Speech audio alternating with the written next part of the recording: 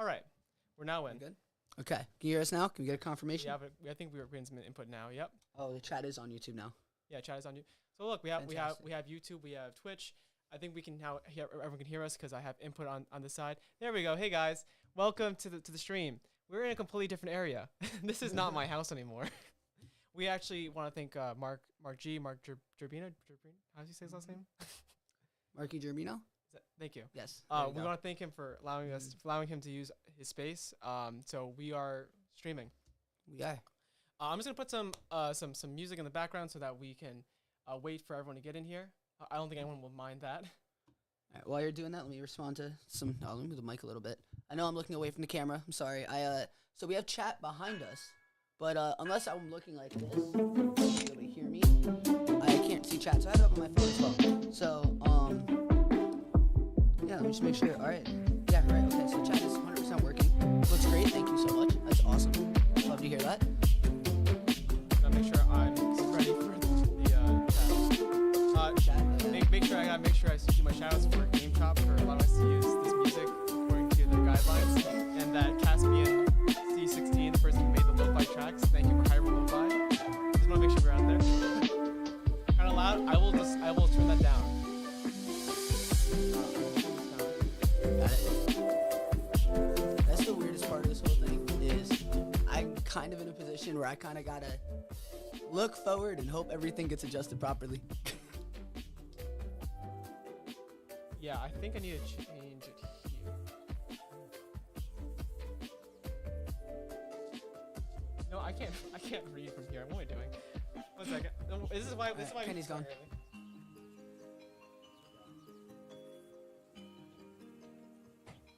Alright. No. So unfortunately today we will not be having Baldur's Gate. I don't think they can hear you. But we will be having Baldur's Gate in a few weeks from now, is what Kenny was saying. But yeah. For now it's no Baldur's Gate. This time it's the official release. This is what Baldur's Gate has been building up to.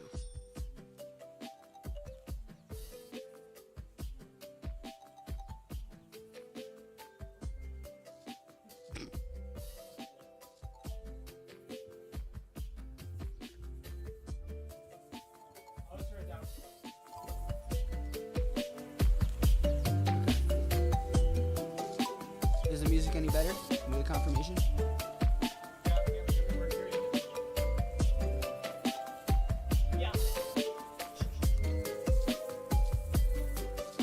Thank you guys for coming out, though. It really does mean a lot. Here's some shout out to Aqua 17, J Lugo. Shout out to Quarter Pound 11. That's Dylan, who helped us set up this stream setup. Having the chat box be for both YouTube and Twitch, and setting up this overlay so that it looks nice and that we have everything organized and stuff like that. Who else is here? I think the Zach Rist, the person who played Ether, is here, and I think we'll have some other people coming in soon. Okay, so I'm getting some nice messages on the left, which is good. That's good. I think that's good. You never know. Okay. How's everyone else's day going so far? I wanna hear from chat. How are you guys all doing? If you guys have a fun, interesting fact or anything going on and you want to share it, feel free. Let's get to know chat a little bit. No chat, just a little bit. Yeah, Just they're a little. gonna be learning a lot about us and our projects. Let's learn about them a little bit, you know.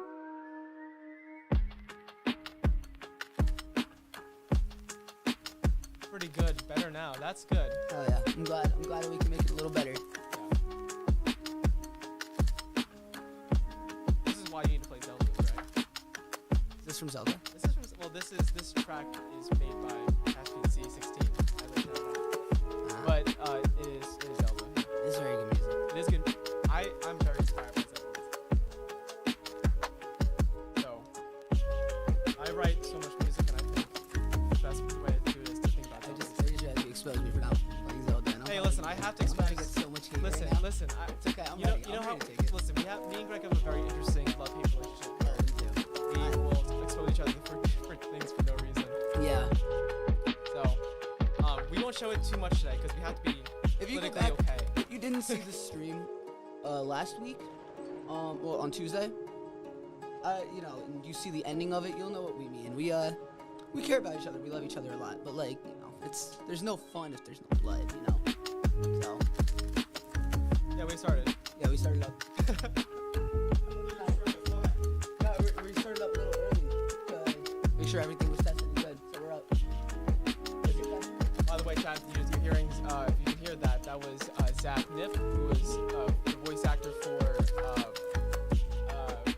not Bravo, oh my god, I'm losing my mind, for Baron Massillon and for the innkeeper in the tall one. I will turn the music down, yeah, absolutely.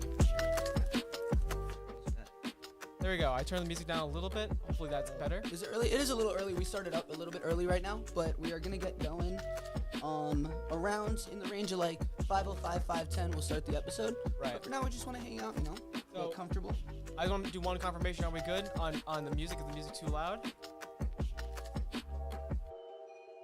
We might have to do some adjusting throughout the. Yeah. This is why we started early as well. This is a new setup for us. Thank you again, Marky Germino. Big shout out. Listen to you guys on a walk. Okay, I see the thumbs up. All right. So what time is it exactly now? 4:56. We still got some time. We still got time. Great. We'll hang out, let loose. I saw number 1 beast here new year. You just got in here. How you doing? How's your day going today? Just asking that to everybody, making sure everyone's having a great day today.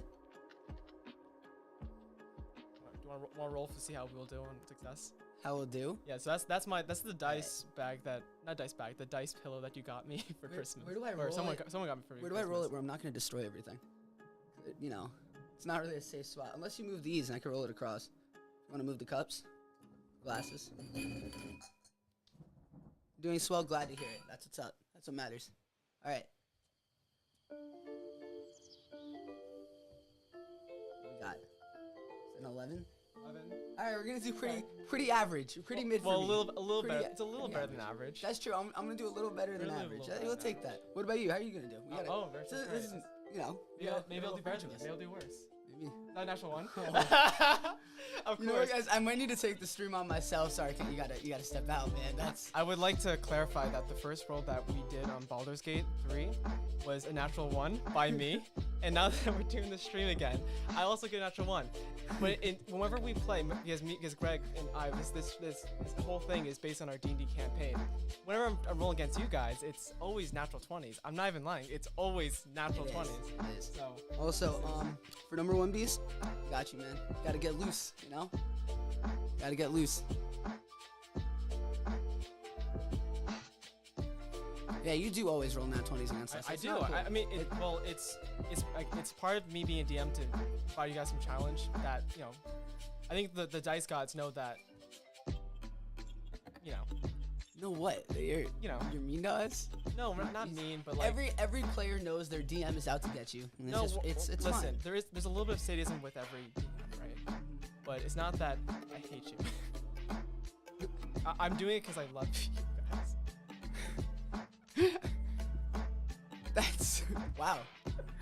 That's Oh great. I see Z Nipper has joined in. He walked into the room, but then he realized we were streaming now, so I'm glad to see you on stream. Welcome again. Yeah, welcome again. So shout out to Z-Nip. No. Okay. Well, it's not 5. I'm actually gonna start doing this now. I have these glasses out here. Glasses. So one for you, one for me, and we got some. We don't drink usually. We're not really drinkers, so we got some classic sparkling cider. I'll show it to the camera. We should get a good view. This is good for you? That's it. Well, turn the. Oh, Yeah, close enough. It's close enough. Yeah, you guys get it. Apple I cider. just want to hide the shop right. Oh. We're not sponsored. ShopRite, if you want to sponsor us. So, I'll take. Actually, why did I give you the glass? I should just. I'll pour you a glass. Oh, well, thank you so much. That's so kind of you. A little bit of sparkling. We can get more. We're gonna make it a little crazy. Yeah. Yeah. This is getting a little nuts here. Yeah, we gotta be careful. We haven't even started. Yeah. We haven't even Just started be careful with the drink close to the. Oh, to yeah. the picture. Yeah. Keep that away. I don't think there's a way to keep it completely away, but. That's okay. This is a little bit for me. I'm throwing it here. Okay. Actually, I'm And then we actually have a third class, guys, right here. And this is just to commemorate for all the cast members who helped us make it. This is also your celebration. All the cast members, all the people who were involved in the project, whether it be through sound effects, whether it be through helping us through the stream, in any way possible, we're going to give you a class too.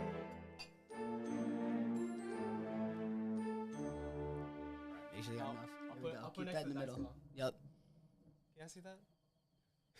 You guys I'm turning around like I'm trying to see. Well, you guys know it's there, and that's what matters. That's for everyone that's been part of this project, because we appreciate you guys a lot, more than you can even imagine. I just realized I'm talking to the mic, forgetting the cameras over here. I apologize. More than you guys could even imagine. Thank you so much. So, we'll just cheers. Toast. Cheers. I'll cheers to this. Oh, yes. That's a little far from me. Hey, there you go. You got it. All right, cheers, guys. Cheers.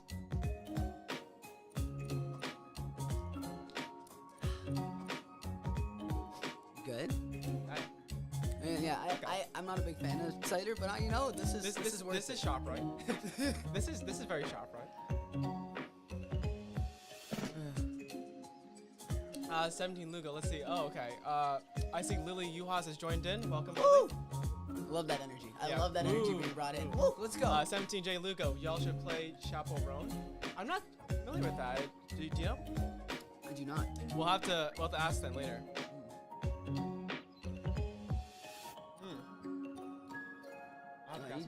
Drink a lot of that. I like me some cider. No, I like my cider, man. I'll be grabbing for more later.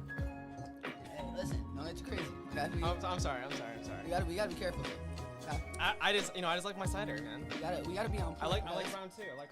I know, but that's fine. Yeah, I hear you. Oh, welcome, Garganzol 264. This is Markel, one of the main characters through the audio drama. You'll be hearing him soon through the first. Yeah. Thank you, Lily Yuhas. Let's get this bread. Let's get this bread, guys. We're gonna start in about 3 more minutes, just to wait for anyone else who wants to come on stream. And then I guess if we want to talk through what we have planned out for us, we can do that. Oh yeah, we could. Do you have it up right on you? I stream itself. You got it, or you gonna pull it up? I have it. You pull it. Yeah, I have it. All right, I got you. So, yeah, 17J Luca. Yes, I want to shout you out. You were one of the servants who on the show, and we're gonna call you back for some more roles later on. So you'll be seeing more of him later on.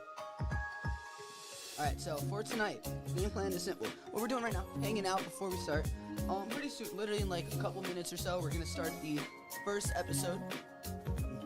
After that episode airs, which we're gonna be talking through, having a good time through it. We won't be pausing through it because that would kind of take away the point. But once that finishes up, we'll be bringing in.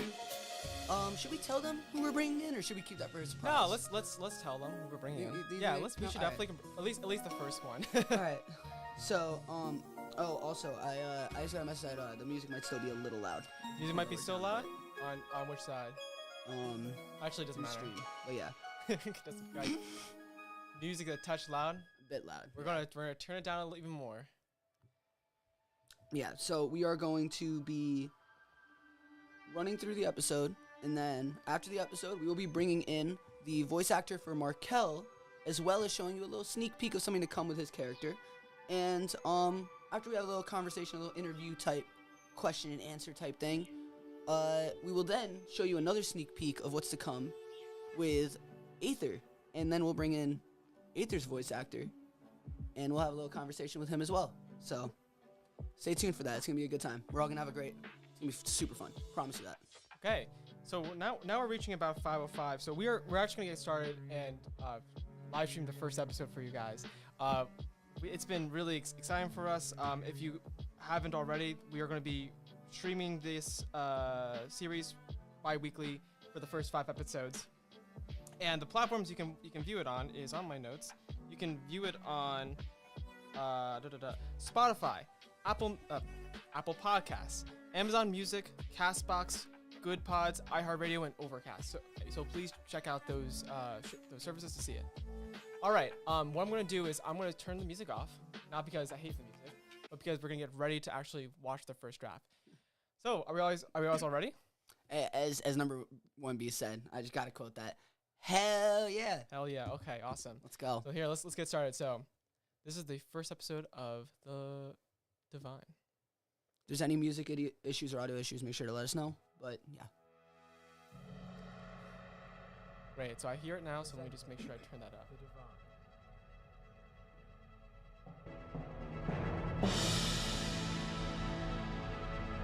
Written by Greg Tamzrian and Kenneth. So right now we are streaming this first episode. This is all everything we made. This took us about a year's worth of stuff to get through. It was a lot of work. Yeah. So I also helped compose this music. Actually, I composed this music. So hopefully I can show you more of the other behind the scenes stuff too as we get through. We got a couple of questions in chat if you'd like to. What? How do you get the episodes on these platforms? Oh, great question. We got those on Spotify for podcasters. So if you check that out, that's an easy way to get ready for that. Within the world of Tion, a long carriage makes its way towards the grand capital city named Shale. Poking their head out the passenger window is a water genasi, their hazel eyes searching for the tall, ancient walls that would have belonged to such a storied and famed city. Anxiously, they reel their head back in to reread the letter within their coffee tan hands. They brush their long ocean blue hair away from their eyes and they tug at the neck of their chainmail armor. It's sweltering hot to wear such a piece. Yet, as they were trained, one's safety is a first priority. Despite that, it is a flattering suit, with gold and white lining the blue hue of the piece. But I digress.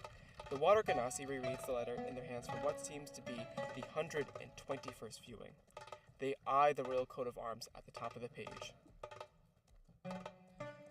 Music is so good. Do aquaphoria, yada yada yada. We cannot wait for your arrival in our city, yada yada yada. Corelight is such a fascinating material that yada yada yada blah blah blah.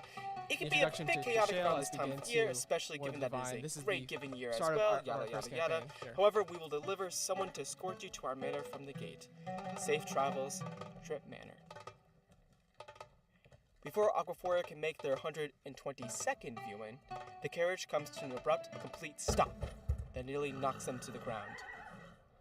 From the front of the carriage, a human woman with graying white hair jumps off. Shout out to Mother Teresa here. Stretches her aching back as if she can regain the years on the road she has lost escorting travelers to and fro.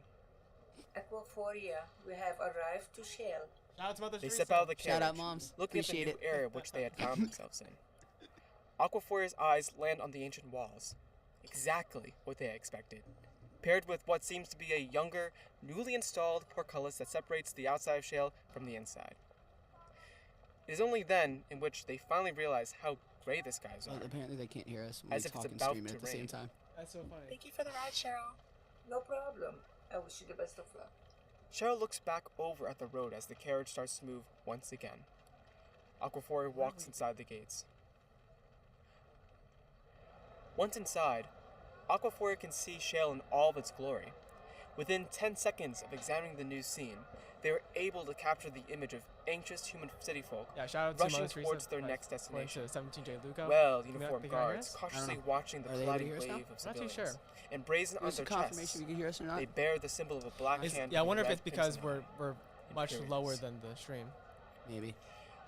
Aquaphoria looks Oh, around. yeah, we can hear. They confused. can hear us. There should be someone in the crowd looking Cool. for them. Yeah, Awesome. I think. Yet, Yeah, shout out Mother whoever they Teresa were if that before didn't come through before. is nowhere to be Appreciate seen. you, Mom.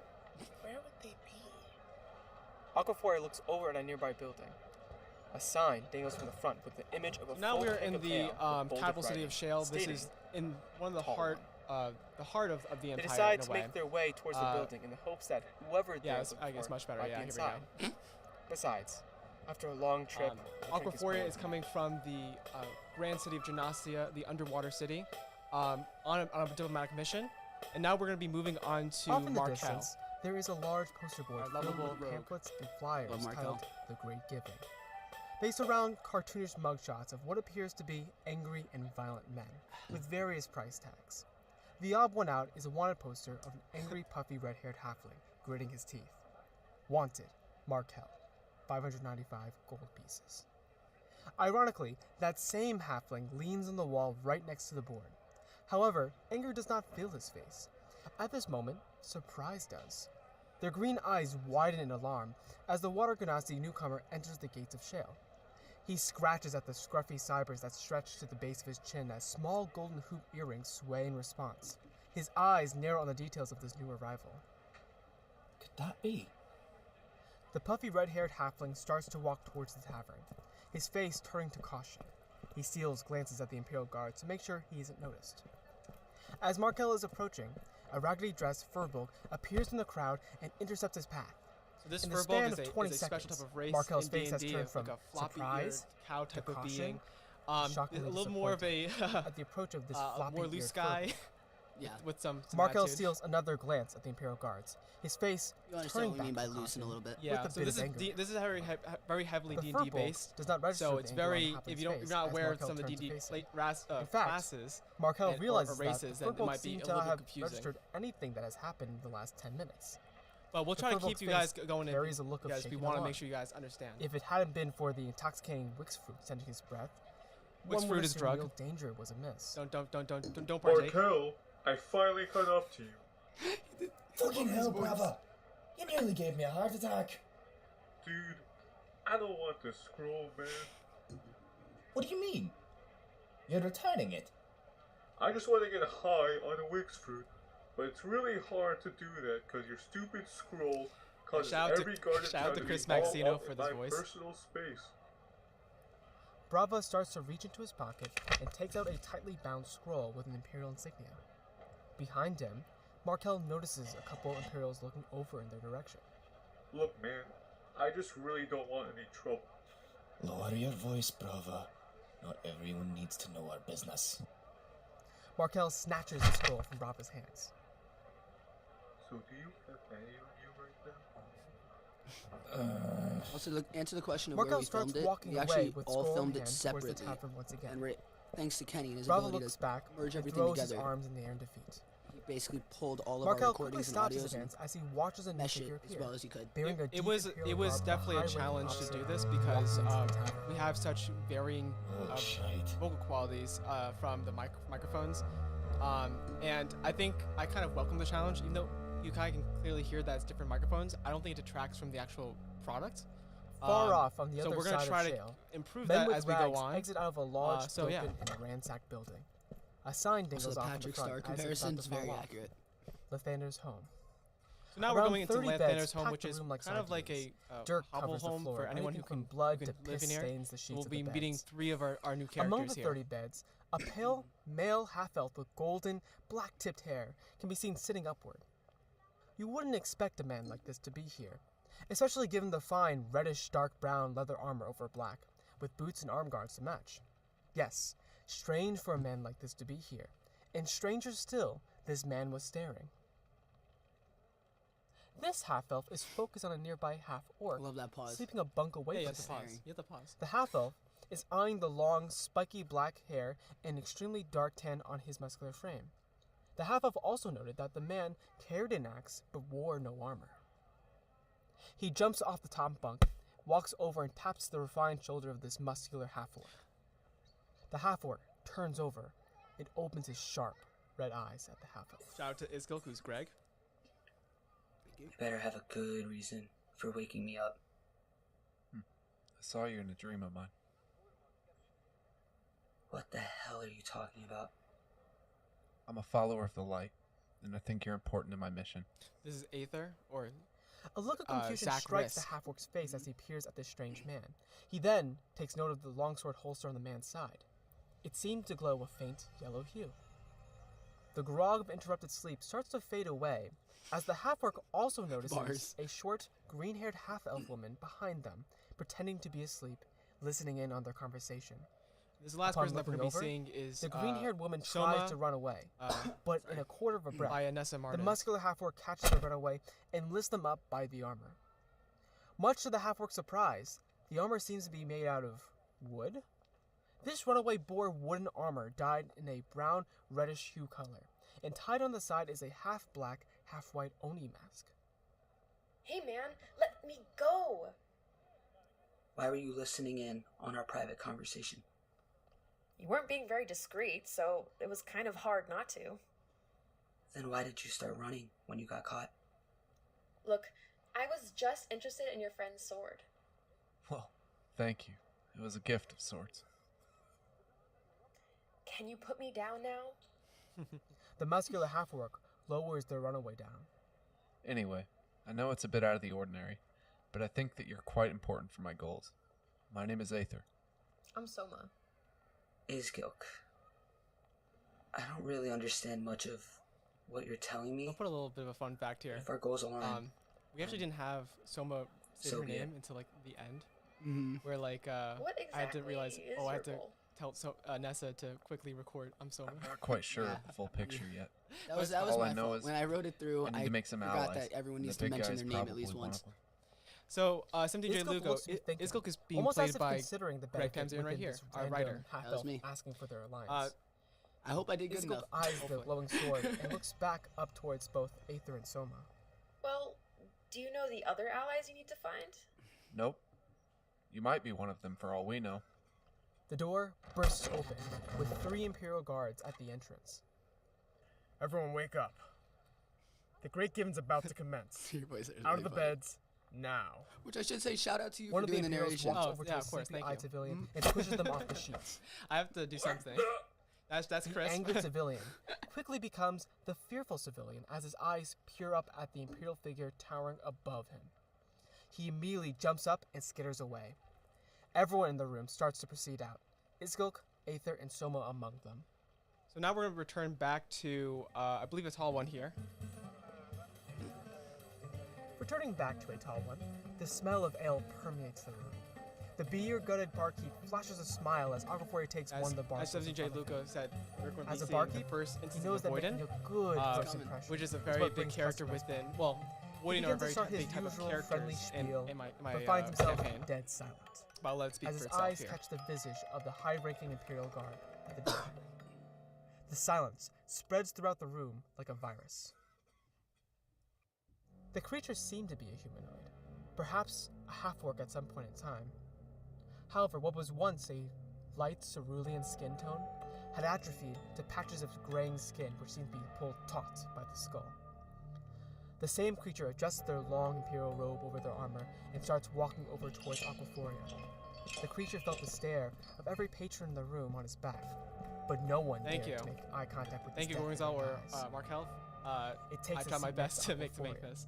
This was the one Aquaforia scene that sold catches me the that smell this could be of done, undeath. because I think I made this scene first. A water genasi. The creature glances at the heavy pack over Aquaforia's shoulders. You are not from around here. Are you sure you stumbled into the right city? I believe so. Terribly sorry. Where are my manners? My imperial rank is Voiden. Out of respect, the citizens here refer to me as Voiden Brunir. Through the window behind the Voiden, Markel peers through to catch the scene brewing inside. Oh, shite. If that be the case, where do you reside? Janasia?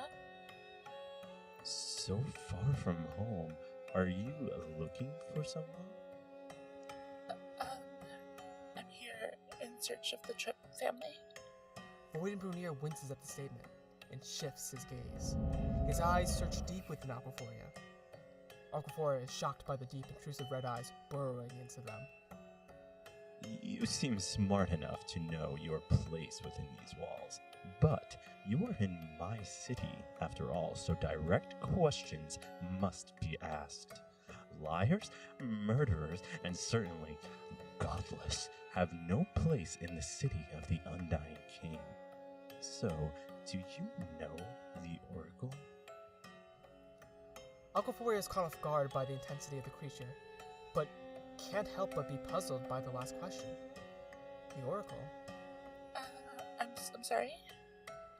With much surprise, the Voiden looked almost pleased by the response, even though they hadn't answered his question.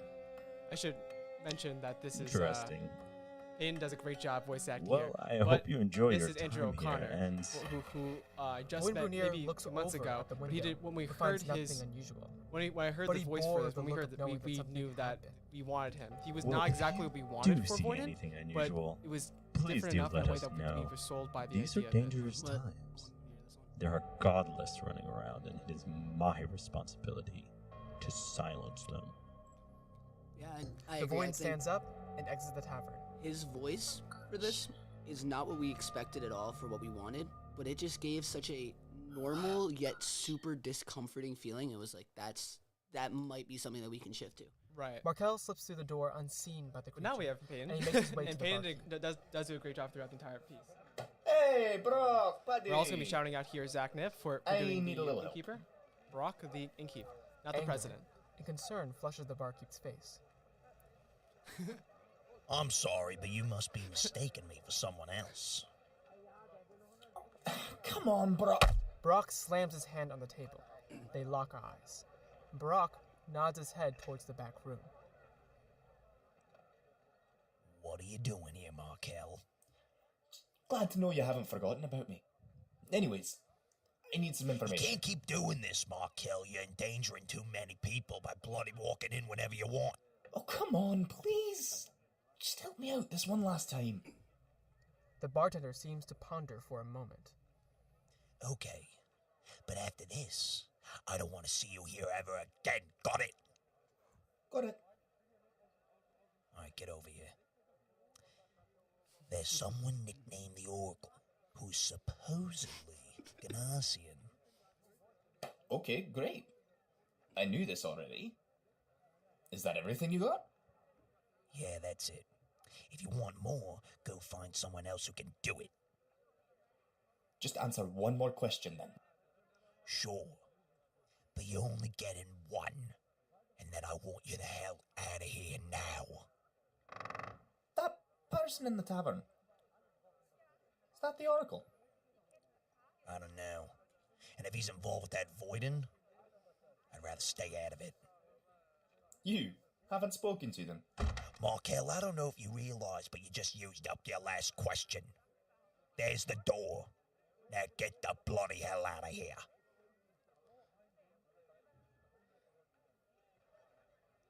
The way that, Aquaphoria notices the way the that Zach approach and of a Peyton puffy, bounce off each red-headed other in that halfling scene. Oh, making very their way nice. towards them. And like I said, So this, good. we were Excitement separating each fills other them too. as if maybe they Which is- might which be is the really person the to escort impressive them to part. the manor. that's the crazy part. It feels Yet, like it was real. the halfling is not what they had expected the Tripp family to send. I really like your hair. It's different, but in a good way. Oh, thank you. So back to Aquaphoria You know, and it's, Markel. So shout out to Pretty uncommon Casey for for a water Aquaphoria. Ganassi to be roaming this city. Didn't realize it was so uncommon. Well, I'm here on business matters. Oh, business matters, eh? So you're new here. I think we can both help each other out.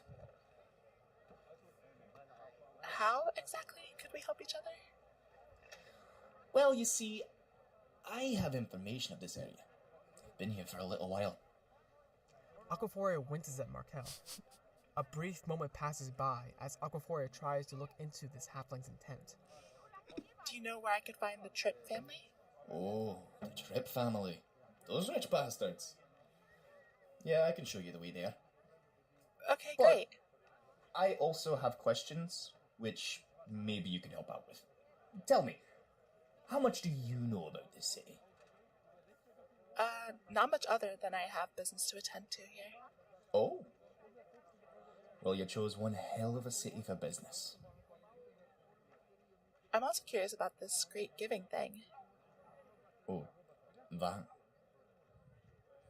It's, mandatory to attend. But it's not for those with a light stomach. Okay then, thanks for the heads up. I didn't catch your name. Markel hesitates. Markel. Aquaphoria. Markel cautiously offers his hand out. Aquaphoria shakes his hand. Well, I guess it's that time.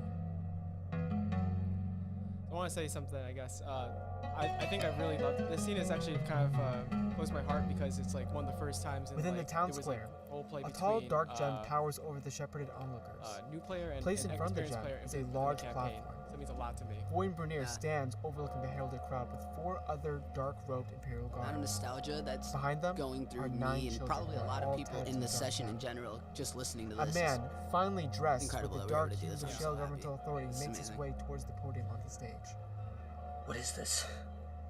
Now we're getting to better the not actual do what I great think giving they're gonna event, do. which is Looks a great like giving. they are. Isgult starts reaching towards his axe.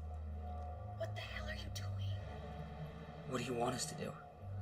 There are children waiting to die. I'm not gonna sit back and wait until they do. The Voiding can be seen looking through and over the massive crowd, entirely focused on the ceremony. It doesn't register to him the first drops of rain on his dead skin.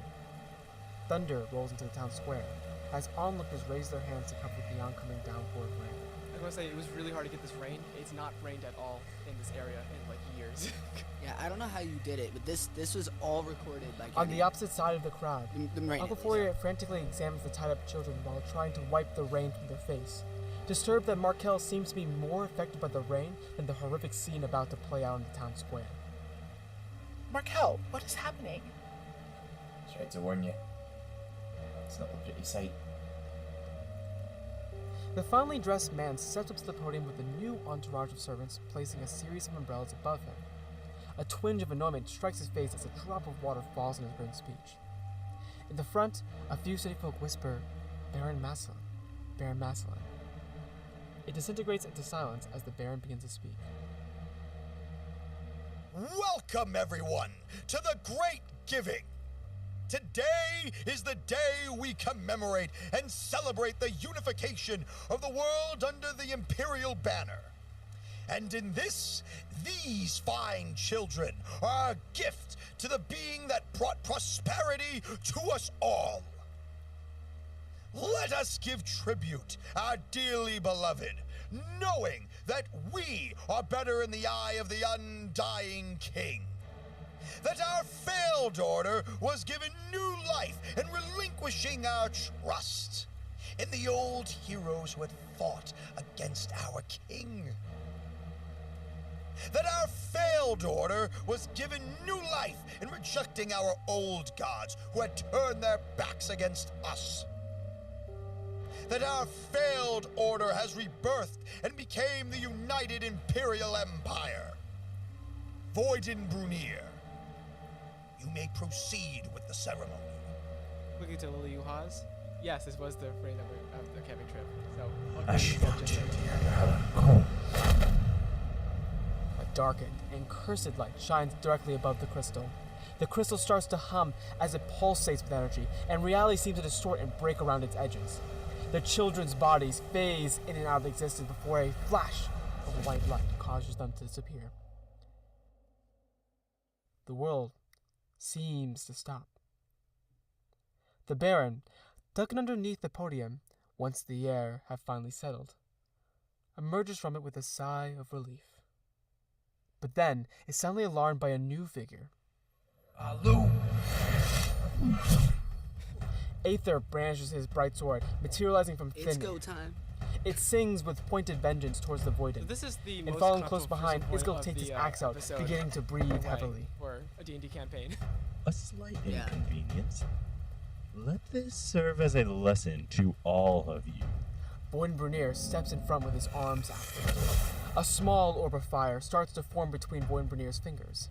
This is what happens to those who disrupt this ceremony. The Voiden launches the orb with Aether in Isgult's direction as it quickly expands into an inferno. Even through the downpouring weather, the fireball burns through the entire south side crowd. Aether and Soma grit their teeth in pain while eyeing the intense burn marks. Miraculously, Isgult looks unscathed by the explosion as his sharp red eyes focus on the Voiden. From the front, Imperial guards start to rush their direction. Isgult charges at the group, jumps and slashes straight through the chest of one of the guards. Ignoring the pain, Aether eyes the ensemble of guards.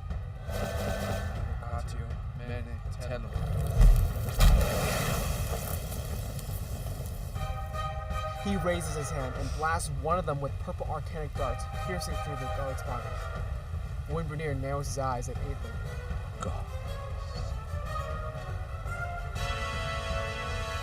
Soma blinks slowly, realizing the wounds she has sustained. too dangerous to get involved avoided. She starts to sneak away from the conflict. At a distance, Aquaforia looks at the burgeoning conflict. To Markel, it became apparent that Aqua wanted to join. Don't even think about it. We need to leave. Now. Markel, those people need help. No, those people are going to die. If we join, we would only die with them. I'm not leaving.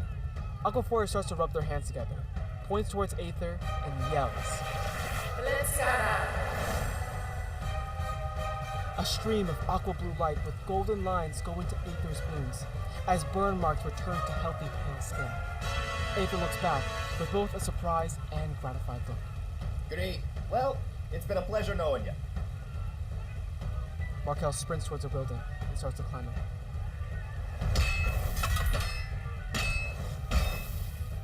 The battlefield is left with only Iskuk and Aether, with Aquaforia at a distance. Imperials are still swarming from the sides. Warrenbrenier's eyes dart towards Aquaforia, noticing their hands outstretched, casting and drawing the runes for the healing word incantation. It seems we have two godless in our city. Warrenbrenier starts to move towards Aquaforia. A bead of sweat trickles off of Aquaforia's face at the approach of the creature. For what? The Voiden's crimson red eyes causes Aqua's heart to skip. Distracted by the approach of Voidenbrenier, it is too late for Aquaforia to notice an Imperial blade singing in the air as a guard ambushes Aquaforia on the left flank. Yeah, he does care. He's not a selfish An arrow comes from above, piercing straight through the back of the Imperial's head and thrusting through the eye socket.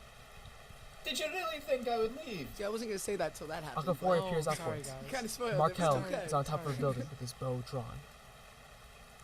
Aquaforia catches their breath. They're too tired to continue casting. I've watched this so many times. They look that's why at I the wasn't going to say approaching, anything. I was like, you know, let them see it happen. As You're if like, he he hadn't comes back. broken sweat. Oh, alright, you can say. Aquaforia turns to retreat. Warrenbrenier starts to run, and soon after his legs lift up in the air as he hovers towards Aquaforia. A bolt of fire crashes into the stone wall right next to Aquaforia. A close one indeed. They take a quick glance behind as they notice the Void preparing another blast. 3 bolts of fire ignite the air as it hurls towards Aquaforia. 2 of the bolts crash against the side of the wall. The last one slings into Aquaforia's back like hot oil. They agonize in pain, and they realize it won't be too late before exhaustion catches up to them. As they round about a tight corner, Aquaforia passes by a large growing puddle of rain. An idea strikes them. They can only thank their years of arcanic training as well as their critical thinking within such a high-pressure scenario. As they raise their hands, the puddle of water quickly evaporates into a wall of heavy fog. As the Void follows the corner, they grit their teeth in anger. The Genasian had disappeared within the fog, and no longer could he detect where they had gone. Surely they couldn't have gone far, and certainly he could not allow them to go any farther. As the undead eyes pass over the alleyway, the chairs, the carts, the useless barrels in the corner, the Void realizes that no one is here, and rushes down the alleyway, passing by Aquaforia hiding behind them. Aquaforia sits upright, panting heavily, their heart pounding like a drum, their breath tasting like blood. Aquaforia waits there for a couple of minutes, then proceeds to step out of the alleyway. It really brought me back. I can remember like that entire moment. After looking everywhere for the Genasian, like I said, Markel that fight was kind of controversial finds them because I and nearly rushes over to TPK'd meet you them. guys. Did. And what was not for some homebrew wasn't rules it? that I've implemented that session. Yeah, it was. First session. Thanks for not leaving. Right before Markel has a chance to respond, they notice the approach of the other 2 brave fighters against the Voiden. Thank you for what you did back there. Yeah, of course. There's no problem at all. I was talking to your friend. Were you there?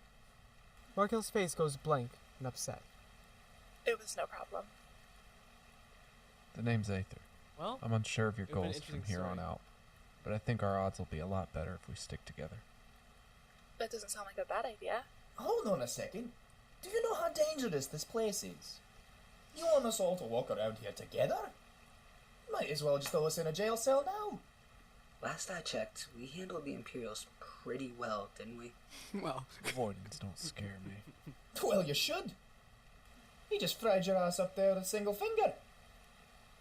The Imperials might be after us already, so grouping up might be our only option.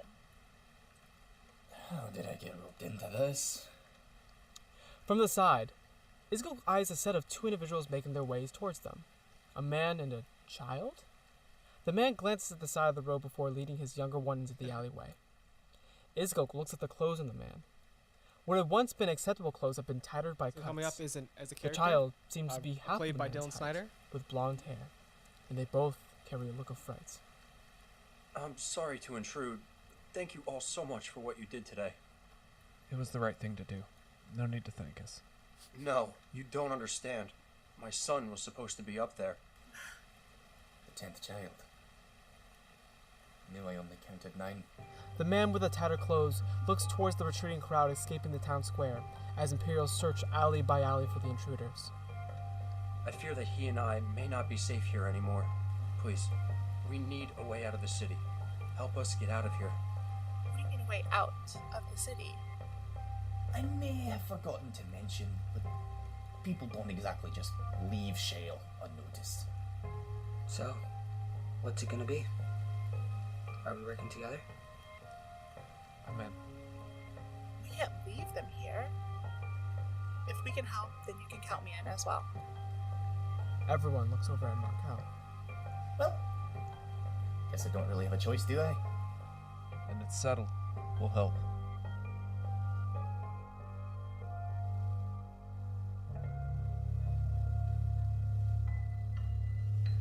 That's our episode 1, guys. So, we are very proud with how it came out. I think, looking back at it, I think, obviously we're working on episode 2, we're working on episode 3 right now, and I think a lot of times I'm very, at least me, I'm very quick to see things that I've done better in 2 than 3. Then I look back at 1, oh my god, I can't believe I did some of these XYZ things. But overall, as a episode 1, I think I'm really happy with the final product. I think everyone did such a really amazing job with just selling the world and with selling their characters, and really I'm kind of getting somewhat wow, I'm feeling wow, this I felt it in a way. I really did. Yeah. And obviously besides the nostalgia point, because obviously we can go back and we can share our heydays of how you guys decided to fight the big bad in the first session, and then he hit you guys with a max leveled fireball. But besides that point, it really came out really nicely. And I think I'm very, very happy to be. Oh, someone's calling me. Oh, Marky's calling me. I'll have to decline that for now. I feel really happy that you guys were able to help and make this really happen. So thank you so much. Do you have anything to say? No, I definitely do. This is so cool for me because obviously I was part of the production, kind of. I didn't produce anything, but I wrote everything. And it's just so crazy to see it all kind of come together with everybody stepping in and filling the roles. It was I don't know, it was magical in a way. Because it's we played this, so I felt a lot of the things already, but rehearing it and listening to people stepping into different roles and actually creating this world it was magical. That's the easiest way I could explain it. But I hope that also came out to you guys as well, and you guys enjoyed it as well. And at least on my end, I felt especially during the giving, that's when I felt it the most. It's I felt that D&D feeling, Absolutely, yeah. I really felt. Sorry, I'm losing words, even though I was part of this, but it's just a different moment now. So. Yeah, I mean, I think it's when besides just the fact that we're using the terms Furbolg and halfling and all these different D&D worlds, that's besides the point. We're feeling the D&D feel because we feel like we're actually the table rolling. I feel in a way, or not rolling exactly specifically, but we're kind of getting the highlights of what happened in a way. I think that's kind of thing that usually when we have plans, they don't work out, but you find new ways to survive another day and to try to make something good out of what you made. So I think that kind of chaotic energy of things don't always work out the way it does is really what I think is key. So, anyways, we can talk all day about this. I think we're hitting our 5:40 time, right? So, the time's actually 5:50. We have 10 extra minutes. We have 10 extra minutes to talk about this? Let me confirm. Wow, okay. Let me give a confirmation. We can talk about this if we want to. Yes, our point timer was 5:50. 5:50. Wow, we went through this faster than I thought. We did, which is good. That's a good thing for us. Yeah. Thank you, 17J Lugo. Yeah, the themes we put into it. So specifically the I guess like we talk character themes or are we talking musical themes? I guess maybe both. Maybe could be both. Possibly. Yeah, I mean, I don't want to take any credit because the characters were made by our player characters, which is including Casey, including Markel, which is Payton. You have Greg Tamzrian, Aether, Zach Risk, and then Soma was actually played by someone named Nate. I forget his last name right now, but I don't know if I should shout him out his last name right now. Just say Nate for now. Nate, we'll say Nate for now. Yeah, so they really came up with these really awesome characters that fit into the role of my world. And there's times in which I was like, okay, that doesn't exist in my world. Let me make it so it can work. And just because of that, like yes and energy, we're able to find something that really is interesting, where every character has a different facet. And hopefully, soon we actually have all the characters drawn. So we're looking to post the actual images soon. You could see that already in our Instagram page. We have currently in like kind of like a Magic the Gathering, like Pokemon card type of style, which you can kind of see like, oh, this is Aquaphoria. This is the royalty from Genasia, who has all these cool powers. And obviously the health is a bit wrong because it's like level 8's health. And we're playing at this point, level 3 is level 3 is what we're playing. We're at level 3. Mm-hmm. So like the health is a little bit wrong, and some of the stuff is a little wrong. But this is who our character is, and you can see him exactly on the character. Yeah. So which gotta give a huge shout out to Casey for making the like putting the stats and stuff together, and for the art we got to give a big shout out to Jordan as well. Yeah, Jordan. So both of them did an incredible job. Jordan with the artwork as well as Casey with putting the cards together, pulling everyone's details, putting it all together like that. It was really cool to see. So yeah, absolutely. I'm trying to see if there's anything else in chat that was discussed. So there's a lot of things you guys said. Thank you, number 1 Beast. Appreciate it. There's a lot of things that you guys said that I'm trying to see if I can talk about. I'm just going to pop in the ones that I noticed while we were going. I know Markel, Peyton mentioned about how one silly choice almost ruined all of this, which I thought was so funny. Yeah, it's because it was definitely just like in the episode. Markel decided that this was not a good idea to fight the big bad. It really was not. Yeah. And I remember when you guys decided, I'm going to go attack. I remember pausing.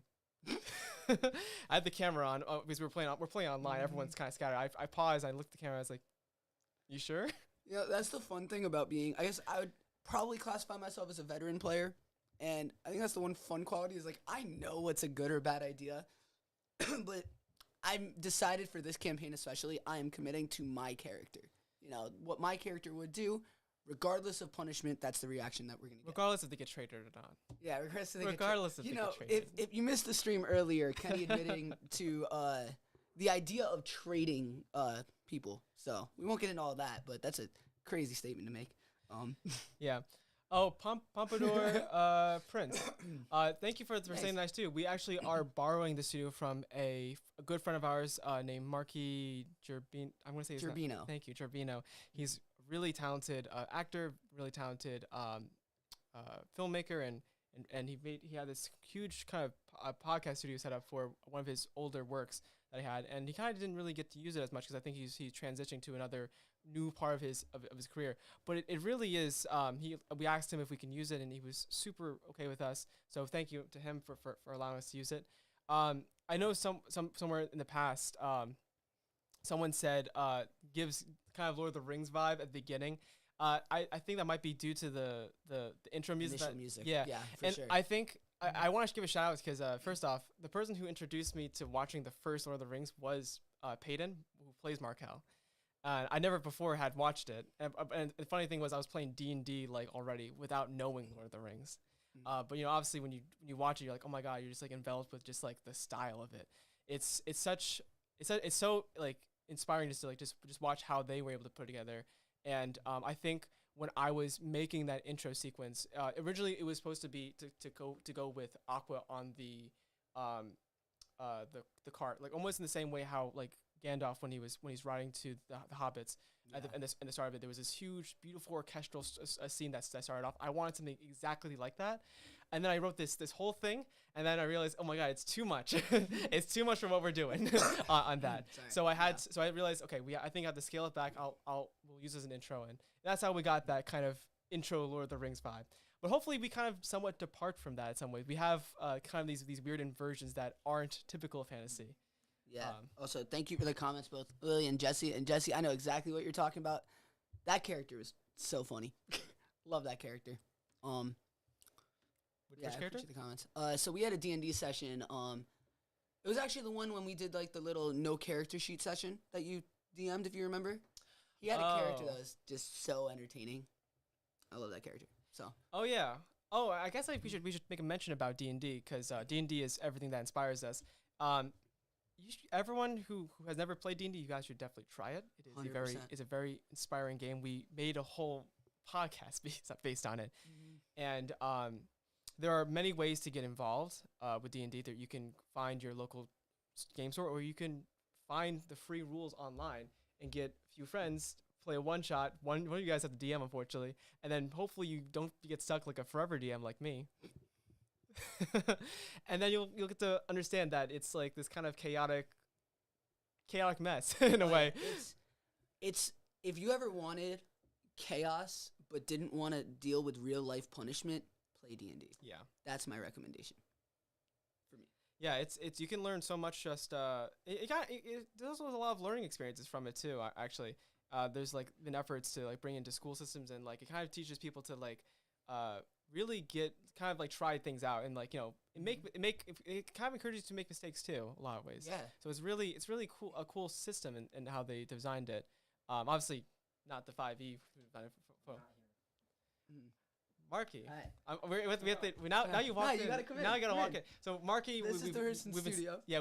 We've been gassing up the entire studio. Welcome. Well, I don't have a mic though, so that's okay. So say hi. Hi. Welcome. We're using his. Okay, bye. Yeah. So sorry. Don't worry about it. You hang out. I got you do you. I understand. I understand. I'll leave him be. Yeah. But yeah, we just want to say if you have a chance to play it, find a group of friends.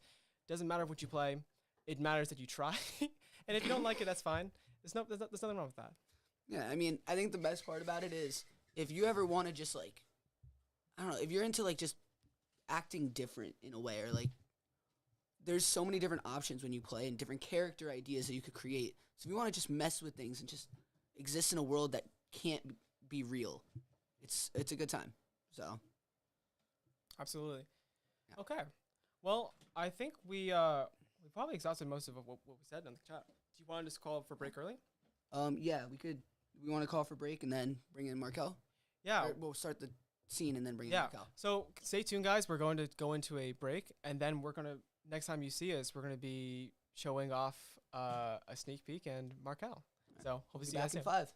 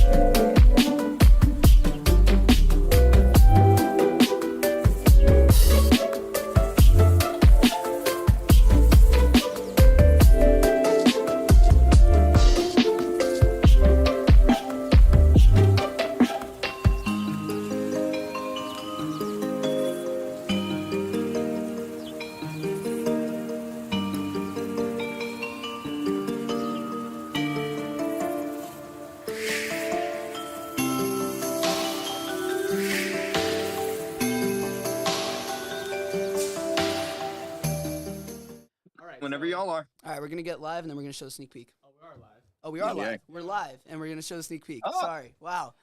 All right, fans, welcome to the stream, but we're gonna just show the sneak peek real quick. So just hang on tight. Thank you. All right, so hey guys, welcome back. We are just did a little break for everyone. We are going to show off a sneak peek for episode 2 that we've been working on. We are a little bit ahead of schedule, which is a good thing. Mm-hmm. So we're gonna show you guys a little bit of what we're working on, and after that, we're gonna have Peyton, who plays Markel, show up. So Yeah. here we are. I'm just gonna pull it up. This is only for you guys, because you came in for this. You got a little sneak peek. As Markel enters the lower arts sector of jail, his shoulders relax. He looks left and right. No imperials anywhere. Should be just a nice walk to the tavern. Even the rain seemed to have stopped just for a little bit, as if nature had just acknowledged the good news of no possible trouble. Isgil follows close behind. Shouldn't be much trouble from here on. No more imperials. Yep. Just a nice stroll. Mm-hmm. Markel raises an eye at the hulking giant. Just a nothing more. Not a sounds good. No, thank you, Markel, for leading us through these imperial-infested streets. You're not much of a conversationalist, are you, Izzy? Is there something you want to talk about? Well, I would just assume that you would have questions. You know, like, who am I? Where are we going? Who's this guy I know? I'm gonna find that out when we get there, aren't I? You really are boring. You know that. I'm not here to be entertained. Oh, trust me, I know. Isgil gives Markel a hard look as he passes by. What a strange little man. He shakes his head, looks back up, and does a quick double take as he recognizes Soma a few blocks away. She seems to be walking with another human. Markel, you see those two? Markel looks ahead. A half-elf? She was with Aether and I at the Great Giving. Huh. I didn't see her. She must have took off when the commotion started, I guess. While they are watching from afar, Soma turns back and catches Isgil's stare. Her eyes widen. She then bows her head down as if to whisper something. And then, they both simultaneously start sprinting away. We gotta catch him. Markel starts running after them with Isgil close behind. Why are we chasing them? We are wanted, and they remember you. Put it together, big guy.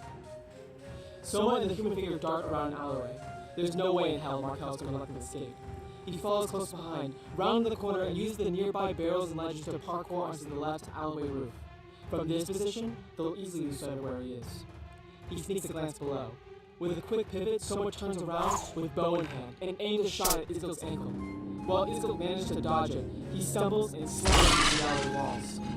While the brute was good at hitting things, he wasn't good at not hitting things. Markel needed to make a move to slow them down. He starts getting into position to jump. He must stop at least one of them. Above us! I see it. Markel finds his opportunity to leap and pounces from the roof. A perfect leap. So he had thought. But as his hands were about to grab onto the human, her clothes start to blur, and now Markel only saw hard ground. He quickly readjusted, able to turn the hard landing into a rough roll. Using the momentum, he rounds back into running with only a sore shoulder. What the hell was that?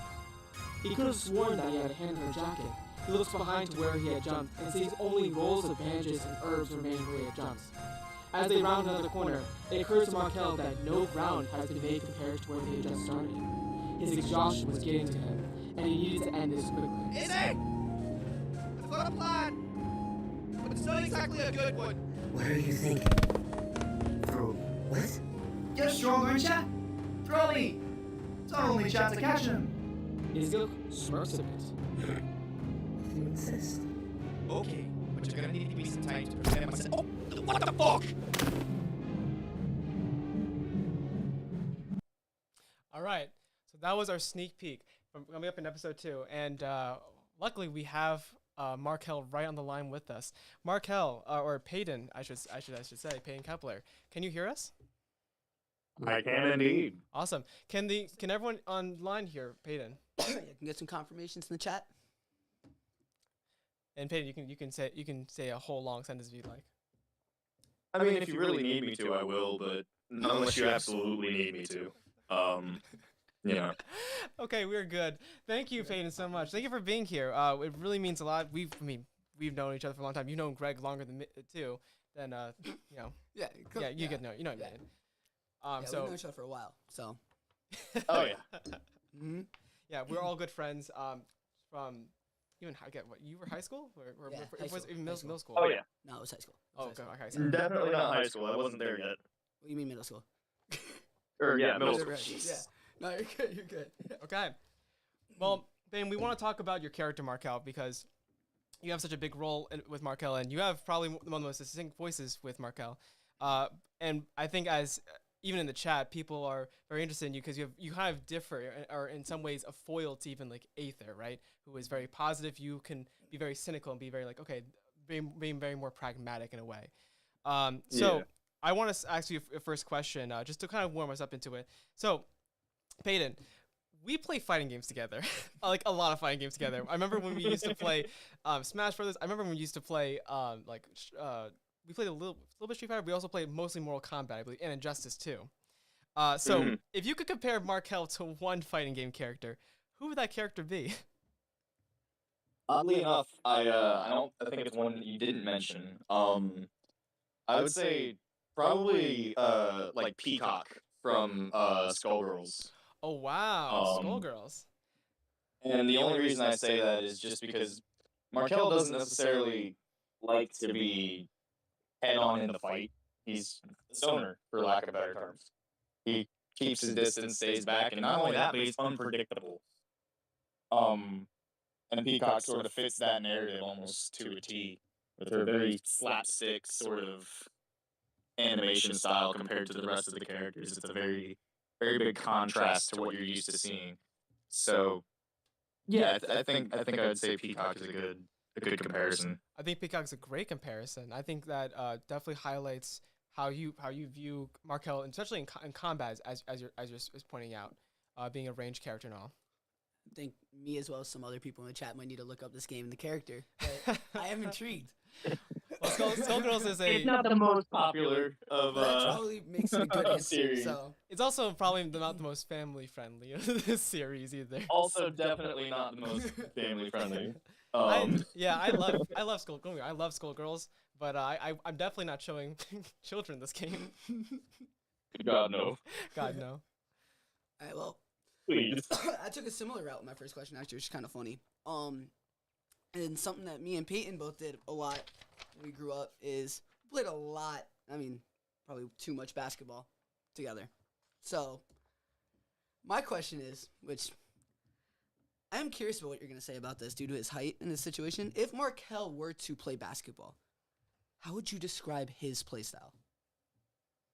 Okay, so here's the thing, right? I feel like there's a very obvious direction that I could go with this in saying like Muggsy Bogues, where it's like you don't really slash inside and this, that, and the other. You're more of assist heavy, and he's tiny.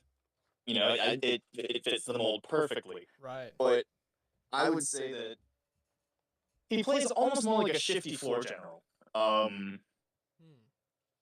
Someone who you can't really tell what they've got planned, but they already have about 3 or 4 plans set in motion, all going on at once. I'd say he's a bit more kind of like a Jose Alvarado, in the sense of like sneaky, slithery. He hides. He's someone that if you take your eyes off of for a moment, he'll make you pay. I like that answer. You're making me feel that because I started playing fantasy basketball and Jose Alvarado. I had him for 2 years on my team, so I feel that deeply on an emotional level. You know. I do know. Those of us who watch or pay somewhat attention to basketball know. If you don't know Jose Alvarado, even if you don't like basketball, just look up some of his clips and you'll understand. He's entertaining. Yeah, that's a great answer. All right, so let's get into some more of the deeper dive questions about Markel, and I want to talk about something that I find as a DM. I find that when especially when I'm introducing this game to new players, I find that a lot of times they create characters that are very close to their personality. That almost not that it's a one-to-one reflection of it, but that it's pretty damn near close. And the thing is, Payne, we've been playing since like high school again. So like Yeah. 10 years. And I was wondering, Almost 10 years now. That's kind of crazy to think no, about. I think actually I think it has been 10 years. I think the 10-year it mark. is, yeah. Because I started. No, it's probably 11 years now actually, because I started playing 2013. You were one of the first people I got on a campaign. So yeah, it's been a while. But I want to ask, do you find that with Markel, do you find that you can have some type of mirror relationship? Is this still kind of true? Are there parts of Markel that you can relate with on a deep emotional level? So, and that's the interesting thing, is I think once you sort of get to know all of the characters, once you sort of get to know all the characters, there's going to be a little bit of everyone that everybody can relate to. And I feel that a lot, especially with the characters that we've all sort of created for this campaign. There's a lot of relatability amongst all of us. I would say that for Markel specifically, there's sort of pseudo arrogance, we'll call it, that I unfortunately have adopted, courtesy of this character that I'm trying to break. Thank you guys. Where he pretends or sort of puts on this facade like he knows all. He's aware of everything, that he's got the answer to everything, but in reality, sometimes he's just sort of making it up as he goes, and he doesn't really have a clue as to what he's doing. He just doesn't want anybody else to know that. You know? Yeah. I think that's something that I've accidentally sort of adopted with this character. Blame Kenny. That's not my fault. Whoa. I can't take the play for everything. Well, I guess I can. I did almost kill you guys like 6 times. More than that. I would say that, and his sense of loyalty to the people who he's close with. There's a sense of dedication and love for the ones who you don't expect. Do you think that would be? Fine. Do you think that would be one of Markel's best traits? Like, if you were to describe like Markel, like that's one of his best aspects. I would. It's one of the things that, though many people may develop a negative opinion of him, it's one of the things that I think everyone can look at and sort of tip their cap to him and sort of give a nod of admiration. Be like, you know what? At the end of the day, he was good to the people he needed, and the people who needed him. No, I get that. I think Markel's gonna be one of the not just more fun characters, but also somebody who could be like almost a very relatable character in those situations for sure. Okay, my question is shifting a little bit away from Markel's specific personality, but more his mind, his thoughts. As we saw in the first episode, Markel interacted pretty heavily with Aquaphoria. So I'm curious, what was Markel's first impressions of Aquaphoria? So, imagine this, right? You're a thief, and a good one. And you see someone who stands out tenfold to the rest of the city that you've known for how long? 10, 15 years, 20 years, however long it's been at this point. Right. You're going to take notice of that, especially with someone who is so eloquently presented as Aquaphoria. And I think that was the initial sort of eye-catcher for him. And then after that, it's more of a, once you start speaking to them, it's like, oh, okay, they're actually like a really good individual. I don't want to take money from this person. Okay, cool. Yeah, I think we treat Aquaphoria like the mother. No, for sure, 100%. The mother of the. I wouldn't even hesitate to say that. That's definitely a safe comparison, I'd say. I think if Aquaphoria doesn't do what they do in sessions, we are all dead. And I'm not just talking like, oh, they're the cleric. I'm saying like decision making. We would die. We would probably kill each other. So, yeah. Aquaphoria is a rock. Yeah, a rock. besides I guess Sam, but I can't say too much about Sam. I know I gotta watch out, guys. I can't say too much now. No, I think the relationship between, I think it's really fascinating because the relationships that you guys hold has changed very interestingly throughout the session, and like even how you guys, how your trust levels kind of wave in and out, basically depending on what the situation has, because you guys have different values. I remember like there was times in which you and Aether had moments in which you guys had a lot of disagreement, but there's moments when you guys had a lot of agreement where it's very interesting how you guys can still respect each other in a way, despite having these big differences in like personality. I think that for situations like that, and a lot of that has to do with like character development and what you want the character to do. In relationships with the other players, as long as you can communicate with the other players at the end of the day and keep a solid ground with them, go ahead, go buck wild, man. I love to sort of get very argumentative, if you will, with players because it creates drama, it creates heightened, it adds to the story. Right. And so I think it's really important to kind of have like almost like a seesaw effect sometimes within the party, but not all the time. You need to sort of balance it out, and because you can't always have division, because too much division creates a lack of interest. Yeah, I would say that I think what I appreciate the most about you is that you are able to really pull kind of both parts of different people's characters. You're able to role play with people in such a way that you get the whole facet of a person's character. And I think as you a veteran player you are, I think that's your best trait as a D&D player, is that you can really bring people to role play in ways they haven't before. And I think that is what I really admire. It's the way that I look at it is that it's really important. If I'm someone who, if you're going to do something, do it 110%, you know?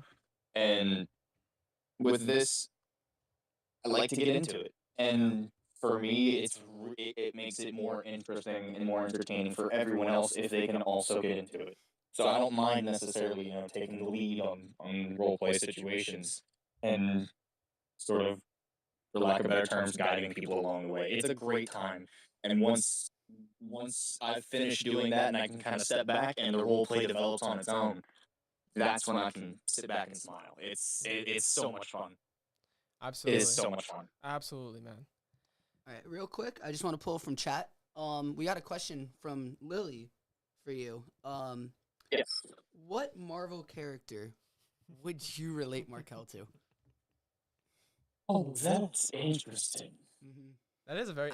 There's a lot of characters to choose from. I don't know honestly myself. I don't even know the direct names. Very interesting. I wish I had more Marvel knowledge. Dude, don't blame yourself. There's been like what 10 years of Marvel stuff, and then they're still making more even after Endgame, which I mean, it's not great. Hopefully they do something with it. I don't want to be stereotypical, but I almost kind of want to say Ant-Man because he's got that sort of sort of snarky, almost thuggish facade, gazpacho about him. You know what I mean? And then at the end of the day, he knows deep down that like any day could be the last day you get to do this stuff, man. You're right. No, I think you're totally right because Ant-Man started off. I mean, he started off as a criminal. So and Markel has a shady past.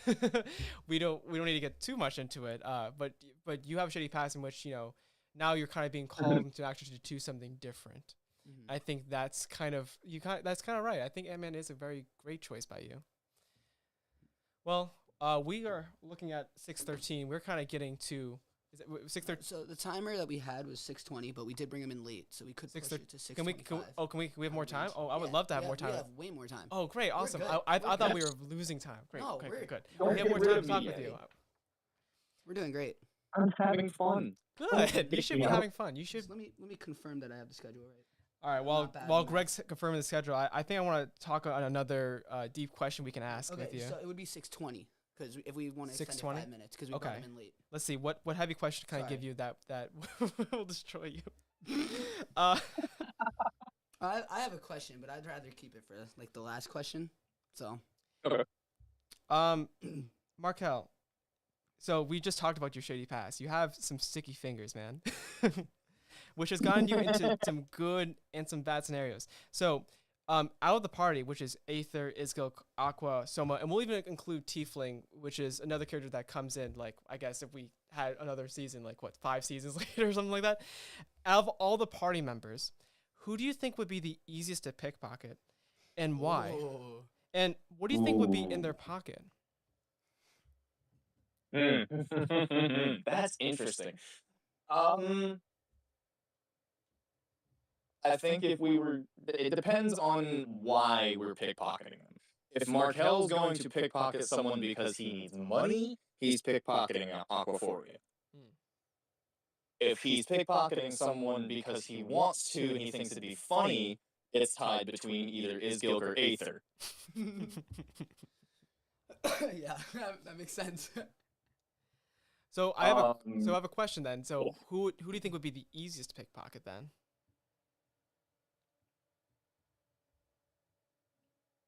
That's tough. Yeah.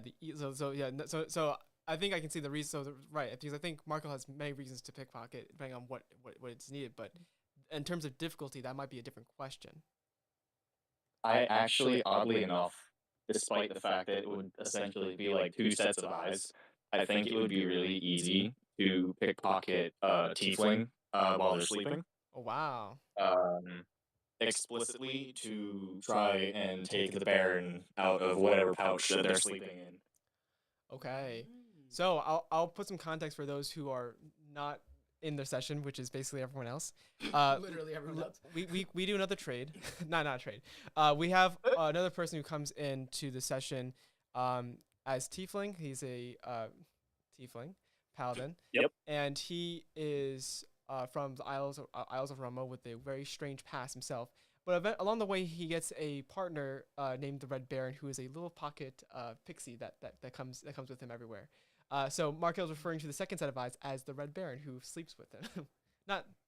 He sleeps next to him. Hey now. Well, sleeps next. Guys, don't clip that, guys. Sleeps next to him. To be clear. So that's a very interesting the point to be made is that you think you can get past both Tiefling's eyes and Red Baron's eyes. Oh no, I think I could get past Tiefling's eyes and then like pocket the Red Baron. Oh, pocket the Red Baron. Oh, that's interesting. It's not about him finding out. It's not. It's not about him finding out. That's a true point. Yeah, it's not about him finding out.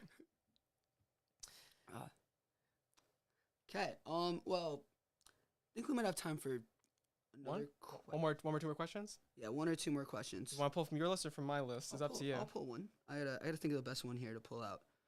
Yeah. All right. I'll pull something out. So, I did want to ask this. I think it's a very important question. I had a little bit lower. Peyton is actually somebody who's been doing different voices for a long time. I would say he's a very fantastic voice actor, and I think it shows a lot. Yeah. Through this audio drama. Absolutely. So I want to ask you, Peyton, how has that helped you for playing Markel both in session and in the audio drama? Well, for one, thank you. I'm sorry. I always get a little bit flustered whenever people talk about it and whenever people bring it up now because it's something that I've put a lot of work and a lot of passion and a lot of time into. And it didn't initially start off as something that I really quote unquote loved doing. It initially started off as just sort of like a joke that I could do with you guys. And then over time I actually found myself enjoying it more and more and more, and it became less of like a joke and more of a hobby, and then after that it kind of became a passion. And so nowadays I just wander around the house doing different voices. It's just when you find something that you really, really love doing or really enjoy doing, it comes naturally to you. It comes second nature.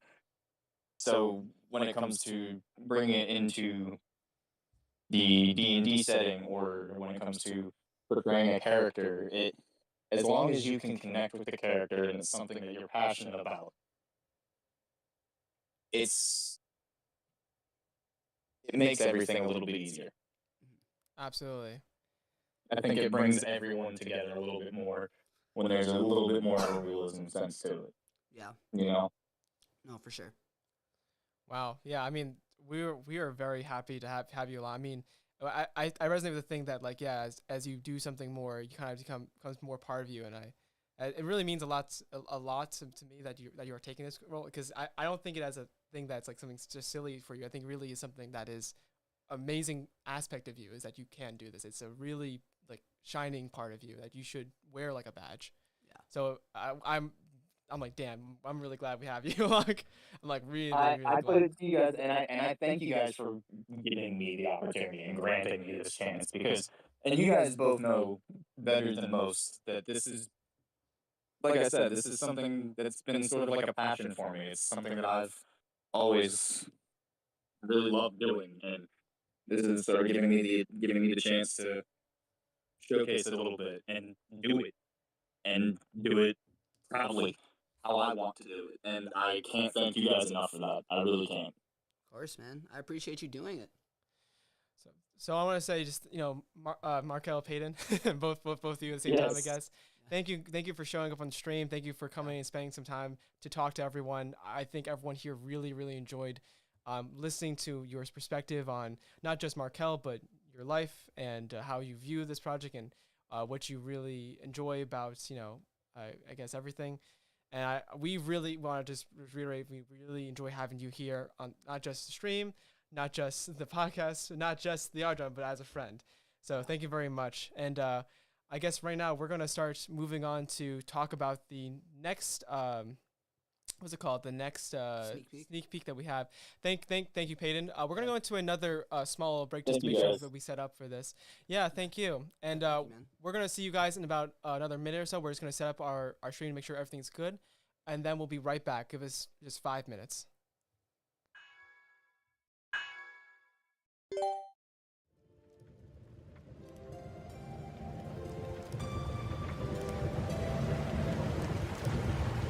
Yes.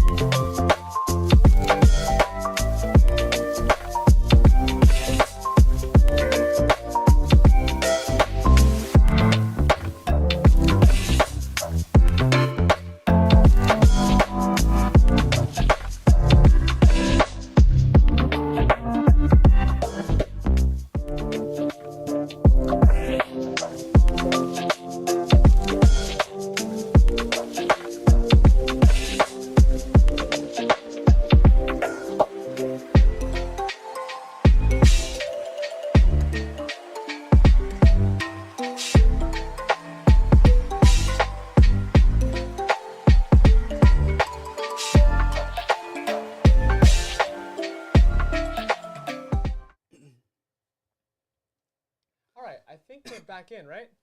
Are we back? We back. I think. I hope. I think we're back. I can't see anything. It's all behind me. But I Oh, trust we're back. I hope we're back. If we're not back, then I'm sorry. Can we get a message in chat saying we back or we're not back? Or I guess we can't get it. We're not back if we're not back. But can we get a we back if we're back? We back? Are we back? Are we back? Who knows? Are we back? I don't know. It looks like we are back on stream. Do you have a confirmation? Mine's coming in late. I don't have a confirmation on my side, but I would like to say if we are here, well, just do another thank you to Peyton Cutler for joining us on stream for an interview, and now we're going to be having another sequence of events for a sneak peek with Aether's character. Are we back? Are we sure we're back? I want to make double check that we're back. Can someone in chat give us a type that we're back? Any confirmations? We back confirmation? We back? Are we back? Who knows? Are we back? We back. It looks like we back. Okay, awesome. Awesome. We back. Oh my god, I'm looking at my hair. My hair, I look bald. More and more. If I do it like this, I look like an alien. Hold on a second. Kenny, you look amazing. It's fine. How do we want it? How do we want it? Okay. All right, guys. We are ready to get going with the next segment of our. This has been a lot of fun. I've been really enjoying this. We're gonna begin to talk with Zach Risk, who plays Aether in Session, and we're going to start off with a sneak peek for the first part of episode 2. So here it is. Let me just go grab the file. It's really small on my screen, but here it is. All right, here we go.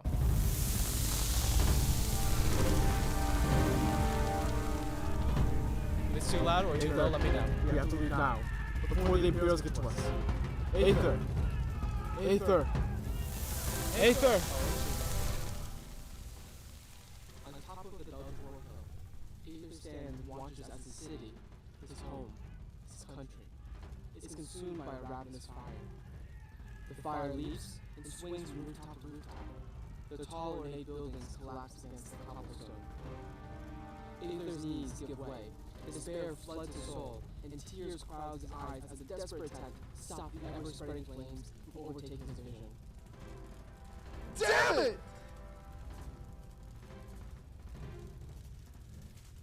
Sorry.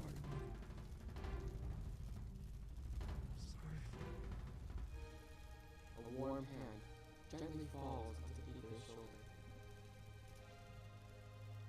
Do not despair, child.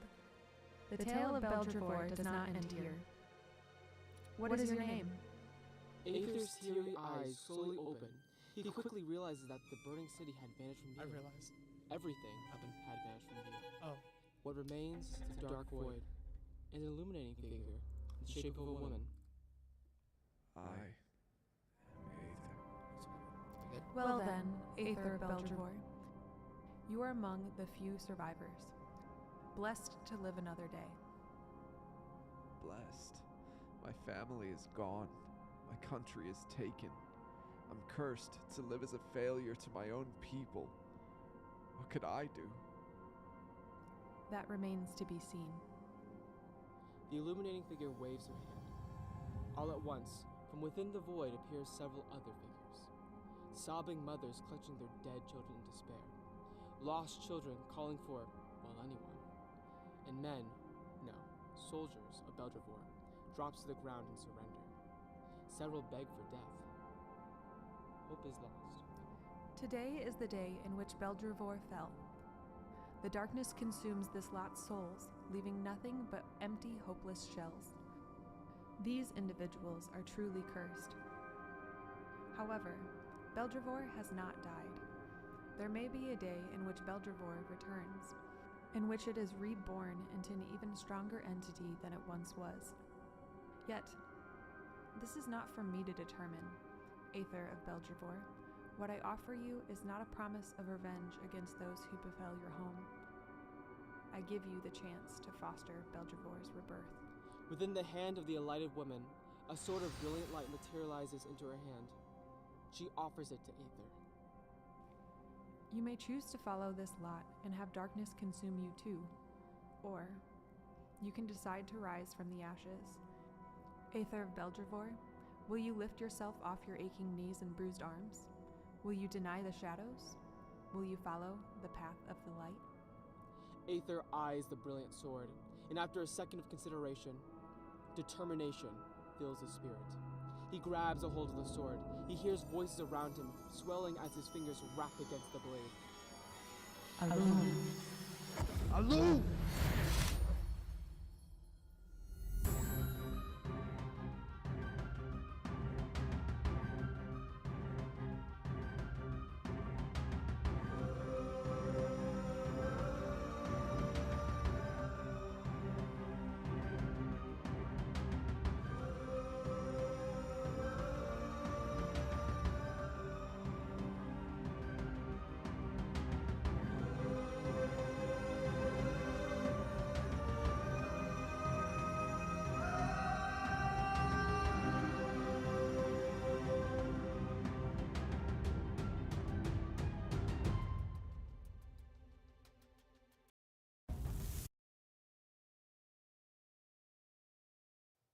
Okay, so welcome back, everyone. We were just vibing with the the audio.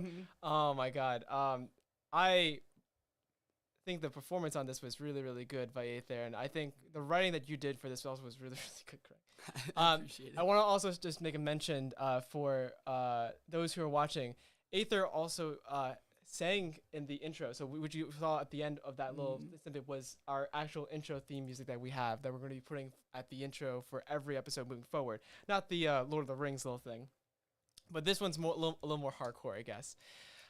So Aether, I asked him if he would be willing to sing because he's a singer-songwriter, and he just did such a fantastic job with selling it, and I love it. So without further ado, we would like to introduce Aether if we can. Aether, are you on call right now? Can you hear us? I am. Good to Awesome. see you guys. Awesome. I'm going to bring you up a little bit just so that we can hear you a bit better and so that stream can hear you a little bit better. I think stream can hear you better. Let me move stream up. Gotta get a confirmation in stream. Sorry, Yeah. I just talked away from the mic. Yeah, so if there's anything with the stream, if the audio is not coming out well, please let us know. We don't know what's going on the outside. We're doing our best. We're doing our best. We can't even see if it's dark outside. Oh, it's kind of dark. Probably is. Well, anyway, Zach Risk, we are so excited to have you on board. Are you excited to be on board? Absolutely, man. Yeah, this has been something that we've been sort of working together for like 2 years, and none of us really knew what it could be. So it's really cool to be here now. Yeah, it's very cool to be here.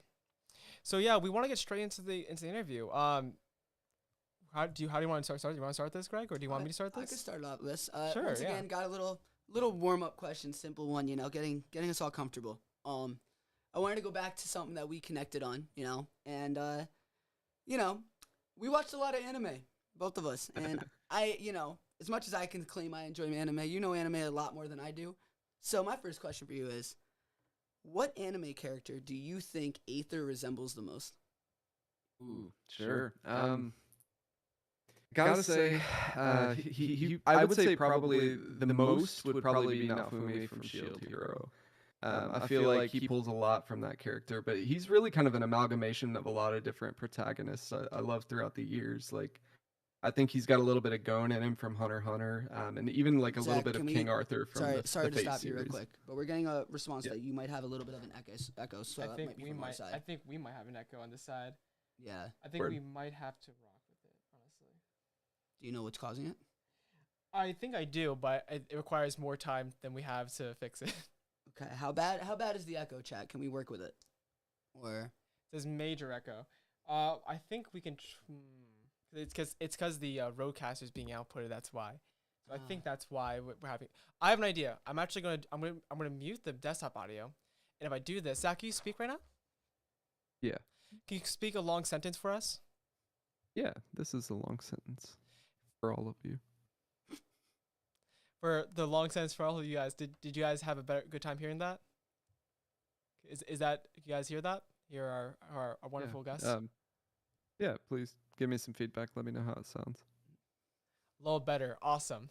Fantastic. We so take little betties. we're so sorry. You were saying about Full Metal? Or Sure. I'll kind of summarize it then. I would say he's an amalgamation of a lot of really cool characters. Like Naofumi from Shield Hunter or Shield Hero, Gon from Hunter x Hunter, and King Arthur from like the Fate series early on. Oh wow. But yeah. The some Fate deep cuts. series. I didn't think about that. Yeah. I'll say Yeah, this much. I haven't watched too much of it to say like I know, but I remember I watched a little bit of the Fate series and I was blown away by the quality of it. So I definitely respect that resemblance. I appreciate that. Yeah. I think ironically, I pulled a lot from Star Wars of all places as well. So Luke Skywalker kind of vibes. Yeah. Yeah. Oh, no, it's funny. It's funny because when we had the first conversations about what Aether will look like, you came up to me as like, Kenny, I need to have a glowing sword. And I was like, Dad, let's figure out how we can do this. And even funny enough, we somehow figured how to do it in Baldur's Gate 3. It had to give you a pack sword that kind of glows. It doesn't teleport into your hand like we'd want to with a loom. But man, the first thing you said to me is you want like a Jedi like thing, and I was like, I'm all for it. So the parallels that you have are just, they're definitely are very well felt and very well welcomed. Yeah, man, it's been a lot of fun, and I think those values have come across a lot as the series has gone on. So it's really cool. Yeah, definitely. I'll give you another one more question before we get into the more deeper dive stuff. So I have mentioned to you that you sung the intro for us, and that you outside of this you are a singer-songwriter. You just came out with an album called The Scary Sessions, which everyone please check out. That was a really cool project that you did with I don't know the person name right now on top of my head, but his name is Scary Lucas. Scary Lucas. Shout out to Scary. Yeah. Shout out to Scary Lucas. Shout out Scary. If Aether was living in our current world, what would Aether's favorite band be?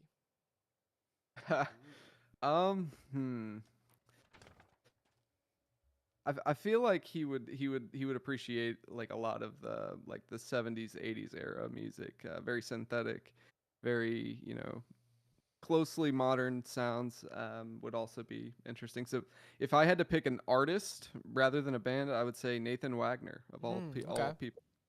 Yeah. Okay, I see. Absolutely. All right, so I guess we're gonna start to get ready into more of the deeper juicier questions. Do you have one that you want to go for? I think so. I think I got one that's an easy one to start with. Being that we just listened to Aether's conversation with the light, which it will start to make more sense as the series goes. But if you would like to give a little bit more context, how would you describe Aether's connection with the light? That's a good question. I think Aether's connection to the light is almost a desperate one.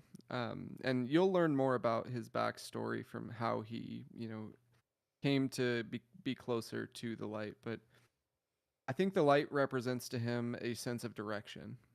And I think that his connection to the light it's in and out. Like, I think there's a lot of strain on that relationship, but I think he uses the light as his sense of direction in life and where he places his values. So, yeah, I think using a kind of a DD, and we talked about the light almost in a way. It's kind of, I guess, if we have to expand like that earlier question about like where your inspirations for this character comes from, I view the light almost in the sense kind of like the force in a way, but like with an actual like sentient being kind of idea. At least that's how I view it, but I'm not sure if that's how you view it. I think that's a great way to see it. Yeah, there's a lot of new ways to interpret it. Really, I think that the entity of the light is something that feels almost loving to Aether, and I think that's what he looks at it as. Right.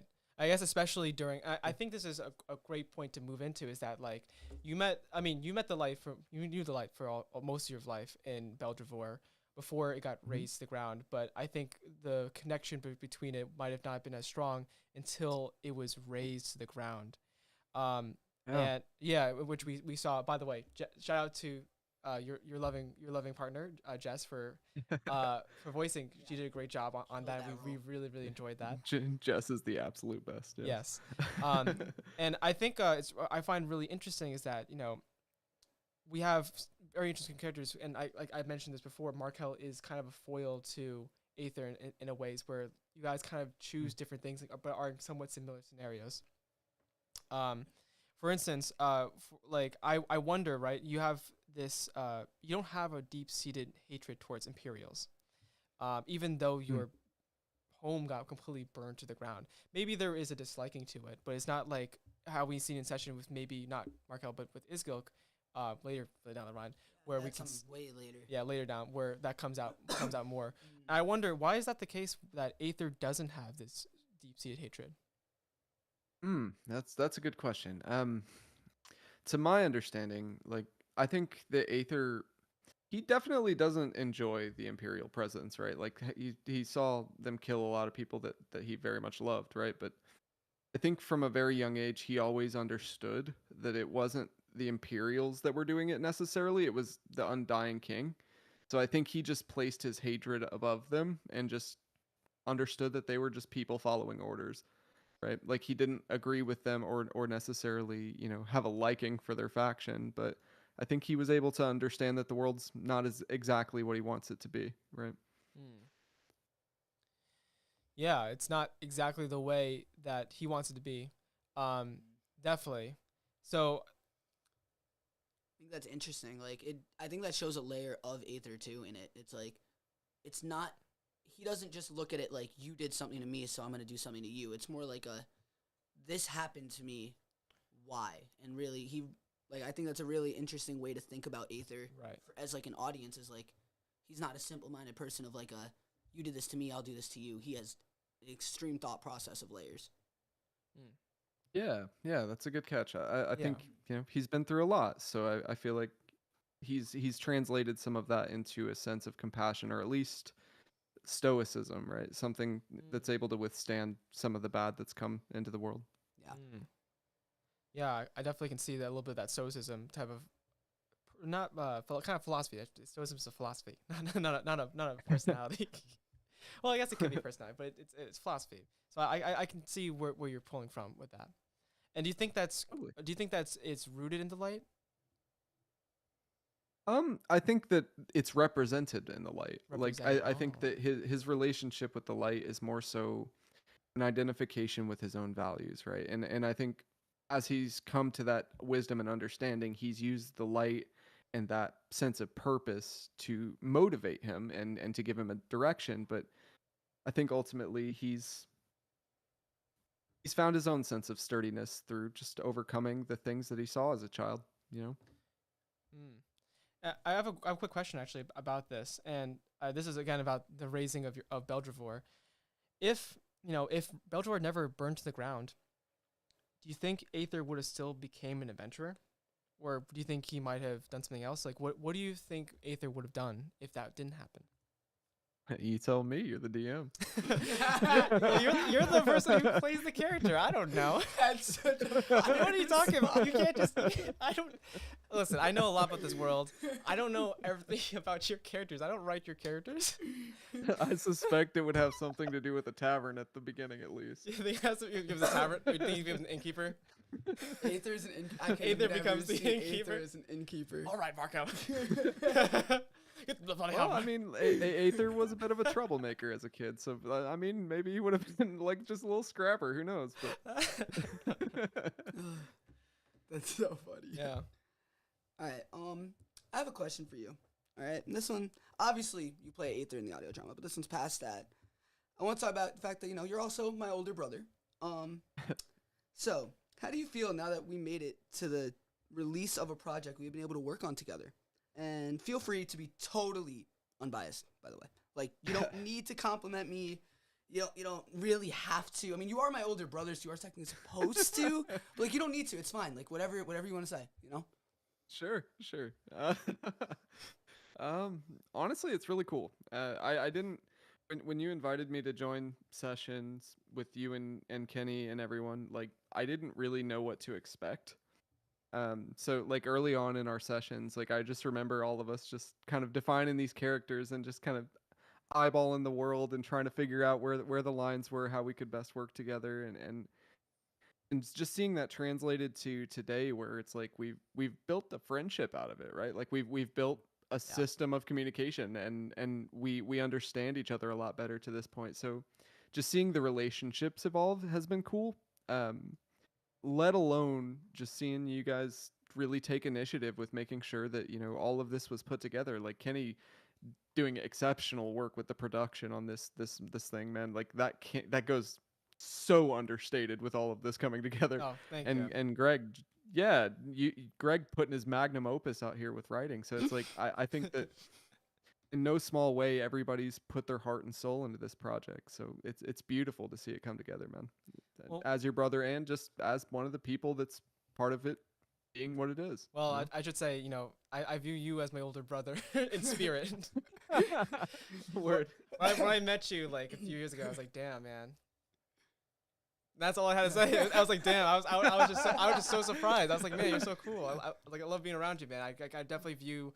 I especially I just called you last night about like, you know, things to do, and you give such great advice about like how to move forward. And I think I take a lot of what you say to heart, because you have a lot of great projects, you know, coming around you, and you have a lot of experience just on what is best, on where it's best to go. So it really is you definitely are a big influence on how we move forward in this project. Yeah, I'd say my one of my biggest pushes to start doing things like this was you. So I think that's important for you to know as well. I wasn't ready for this to get so like heartfelt and stuff. I was ready for this to be like a joke answer. But well, like, we have to. I really appreciate that. Like, and honestly, guys, I've part of the ship, part of the crew. I definitely feel like you're part of the family too, Kenny. All of you guys are part of my family as far as I'm concerned. So. Heck yeah. I'm coming to your Christmas gathering. Don't you remember?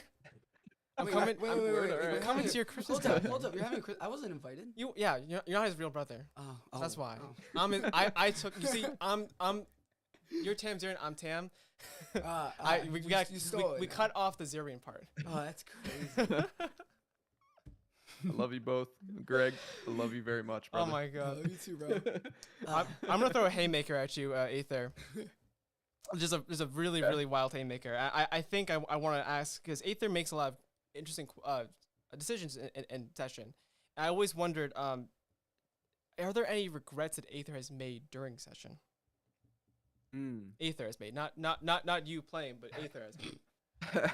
Well, I'm sure there's a lot of regrets that Markel wishes Aether had.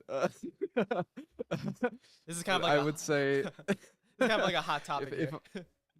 No. All love to Peyton and Markel. That character is brilliantly designed. And I think he acts as a perfect counterbalance to Aether. But I would say if Aether himself had a regret, it would probably be early on in our adventure, which everyone listening will find out more about this later down the line. But the group has gone through a bit of a tumultuous period where they didn't see eye to eye, and I think that Aether wishes he heard people a little better in that situation. But yeah.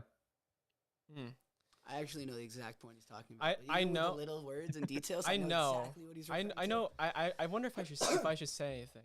No, it'll come. Hey, I'm perfectly okay with leaving it for the listener to find out later. So okay, then fair enough. Then yeah, that's my haymaker, I guess. A question. We have a question from chat from Lily Uhas. Thank you, Lily, for asking such wonderful questions. What was your process for developing the character's voice? Oh, well, seeing as this campaign was probably like my third or fourth, I didn't have to like go in too deep into the vault, I would say, but I definitely wanted Aether's voice to come across as very dignified, but almost in a ruffian way. So like I kind of put forward a little bit of that royalty element, that very discerning tone, but kept it very laid back and also conversational. So I don't know if that tells you too much, but I hope that helps. I could say a little bit, right? I mean, you are royalty. Like we don't really it's not really mentioned so much, but you are royal. That's why that the guard was coming, in front, trying to say, hey, Aether, you need to get out. It's dangerous here. You have an air of history to you that was stolen in a way. So I think what your description is very on brand for your character, because then you're forced to kind of live this life of a estranged and commoner life that you had to kind of adjust to immediately. Absolutely. So I think we have time for maybe one more question. One more question. Do you think I should go for it? Do you have a strong one? I think so. So, all right, all yours. Aether, just to close us off, I want to ask you one more thing. Is there something about Aether that you hope to resonate with viewers, and what is something that you think that Aether that makes Aether relatable? That's a great question. The one thing that I want people to take from Aether is that it's okay to be courageous in a world that wants to destroy you. It's okay to be, to see the world differently and approach problems differently when most people would take the easy path and maybe not be as compassionate. So, yeah. Yeah, absolutely. Well, I think we have like one more. I mean, we are technically at the time. We're at time. Interview. Yeah. Oh man, well, we would love to, I guess, keep going because we have plenty. I forced Craig to make 10 questions, and then I made 10 questions myself. We did it on both sides. Yeah, and and the reason why is because we want to keep pushing forward with more questions, but we realize you probably have things to do. So Aether, Zach Riss, we really want to thank you for coming on session, not to session, not to the audio drama, but also to stream, and thank you for being part of both of our lives. Yeah. Thank you so much, and we hope that everyone who is watching really enjoyed this second interview that we have, and this is all coming. Both these clips came from episode 2, which will be coming out in 2 weeks from now, and when we finally release that, and then episode 3 will come out later. So, with that being said, Zach, thank you for showing up. We will see you soon. Yeah, bro. Thank you, man. Absolutely, I love you, bro. Absolutely. It is an honor to be here with you guys, and it's an honor to be a part of this. So, have a good night, guys. Hey, you too, man. See you around. Peace. So, right now, that brings us to, I guess, the ending of our show, right? Well, not entirely. Not entirely? I think before we end, we have things that we should say. Oh, right. We do have some stuff to say. Some important things to say. Excuse me. It's not that I'm trying to rush you guys out of here. I'm not trying to. I promise you guys. So what's on the docket then? So that way. I was throwing some background music for. Oh, you putting background music? Just make sure. Okay. We have our. So can they hear us right now? They can hear us. Oh, amazing. So I'm gonna turn this down. Ooh, this is loud. Important things to be said to people. You have yours up. And we could bounce it back and forth. Oh, right. Yes. So I just want to give one more appreciation to everyone who's been involved with this project. Yeah. It took a lot of effort, not just from our end, but from everyone who's been involved in this project. And a lot of times they have to deal with me, which was very hard to deal with. Which, I especially Greg, because he understands how hard I need to deal with. At the end of the day, it doesn't matter how difficult everything is. The amount of work that you have put in is incredible to me. I am just appreciative that I get to work with you on this project. Oh, really me too, man. Absolutely, both ways. It's felt on both sides.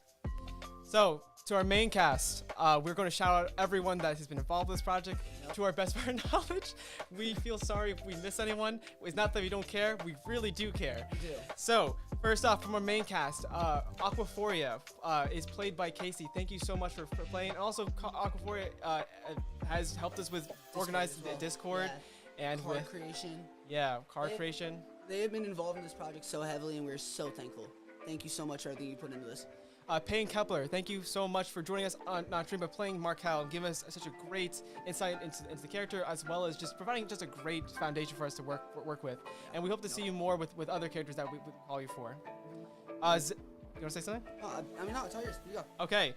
Zach Risk, also the second person who we saw. Zach Risk, who plays Aether. Thank you so much for coming, singing on our intro song as well. Thank you so much. Thank you so much. Greg Tamzrian, this guy right in front of me. Thank you for playing Izgilk and being who you are as doing this kind of stuff. Yeah, right. Anessa Martin. Yeah, right. Sorry. We met I think last year. Thank you so much for picking up the role of Soma so quickly and in such short notice. And doing a great job with the role too. Yeah, doing an incredible job, as well as picking up the roles for Nina Tripp, as well as some other roles that we need. Thank you so much for that. Going into, that was our main cast, right? That was our main cast. Into our supporting roles. Chris Maxino for giving us our Brava and give us some other supporting roles, saying that guy was like, what? Yeah.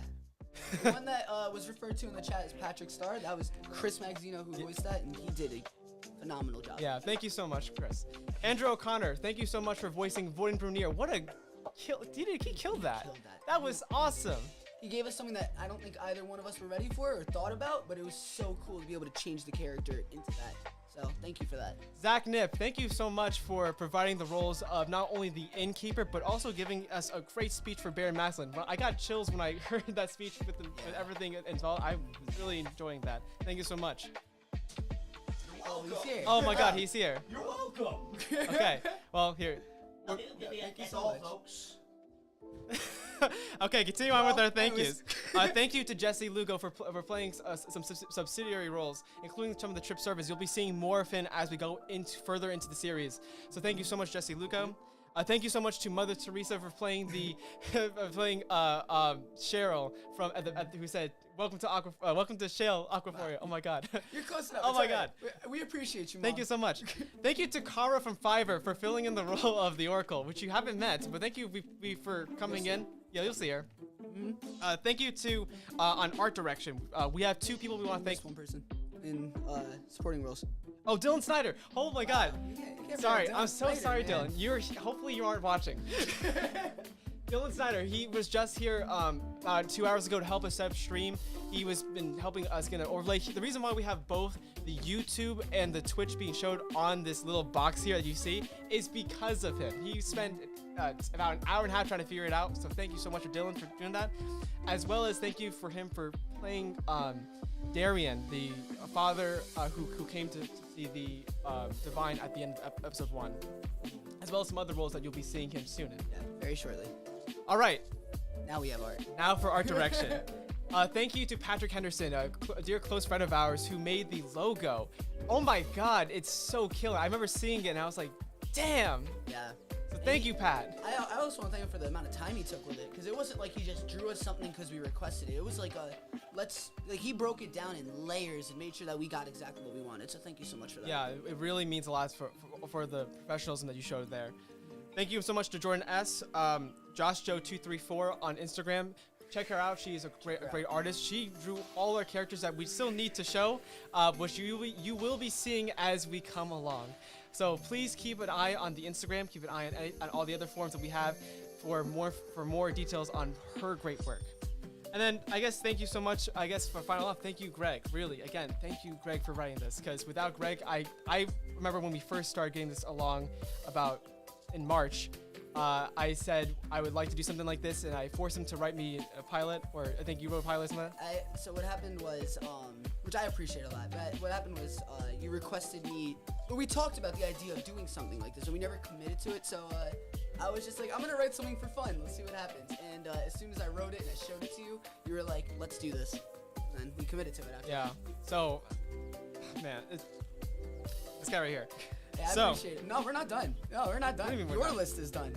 I have a thing. Okay, go on. Seriously, I don't think you realize the amount of effort that you have put into this project, and it blows my mind that I get to work with you and see everything that you're putting into it.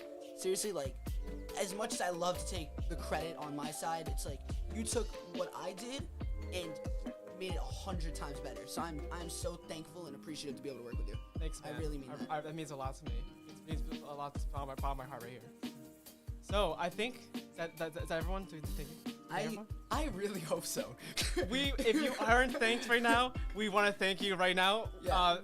But before we go, also we have one person who was not involved in this episode, but Omen for the yes, monster thank you noises. so much. Yep. Thank you for reminding me. Yes. Omen did a great job for providing some of the sound effects for monsters, which you'll be seeing very, very soon. Would that be it? I hope so. I think Okay. the music timed perfectly. So just to give one credit, thank you to Hyrule Lo-Fi Music, Caspian C16 for Game Chops, for allowing us to use this music. We are the Divine. We're on Spotify, we're on Apple Podcasts, we're on CastBox, we're on Good Pods, we're on iHeartRadio, we're on Overcast, we're playing Baldur's Gate on Twitch right now. Not right now, but in 2 weeks from now. YouTube. Yeah. So let's just do. We have a little bit more left. Let's try to finish it off, and then Last toast. Yeah. Also, let's bring this one for all the things. Yeah. Let's bring this one in here. I want to make sure this is seen for chat. This is to everybody involved in the project. I know you guys can't drink it yourself, but this one's for you. And also thank you to all the viewers who came in to support us. It means a lot that you are taking your time every day to check us out. It was a lot of work, and obviously, that might not matter to you because you're just watching it. But it means a lot because it means that you aren't care about what we're doing. That means a lot to us. Yeah, it genuinely means the world. And if you did enjoy, which this is no pressure if you don't want to, but if you did enjoy and want to be part of the community, we do have a Discord.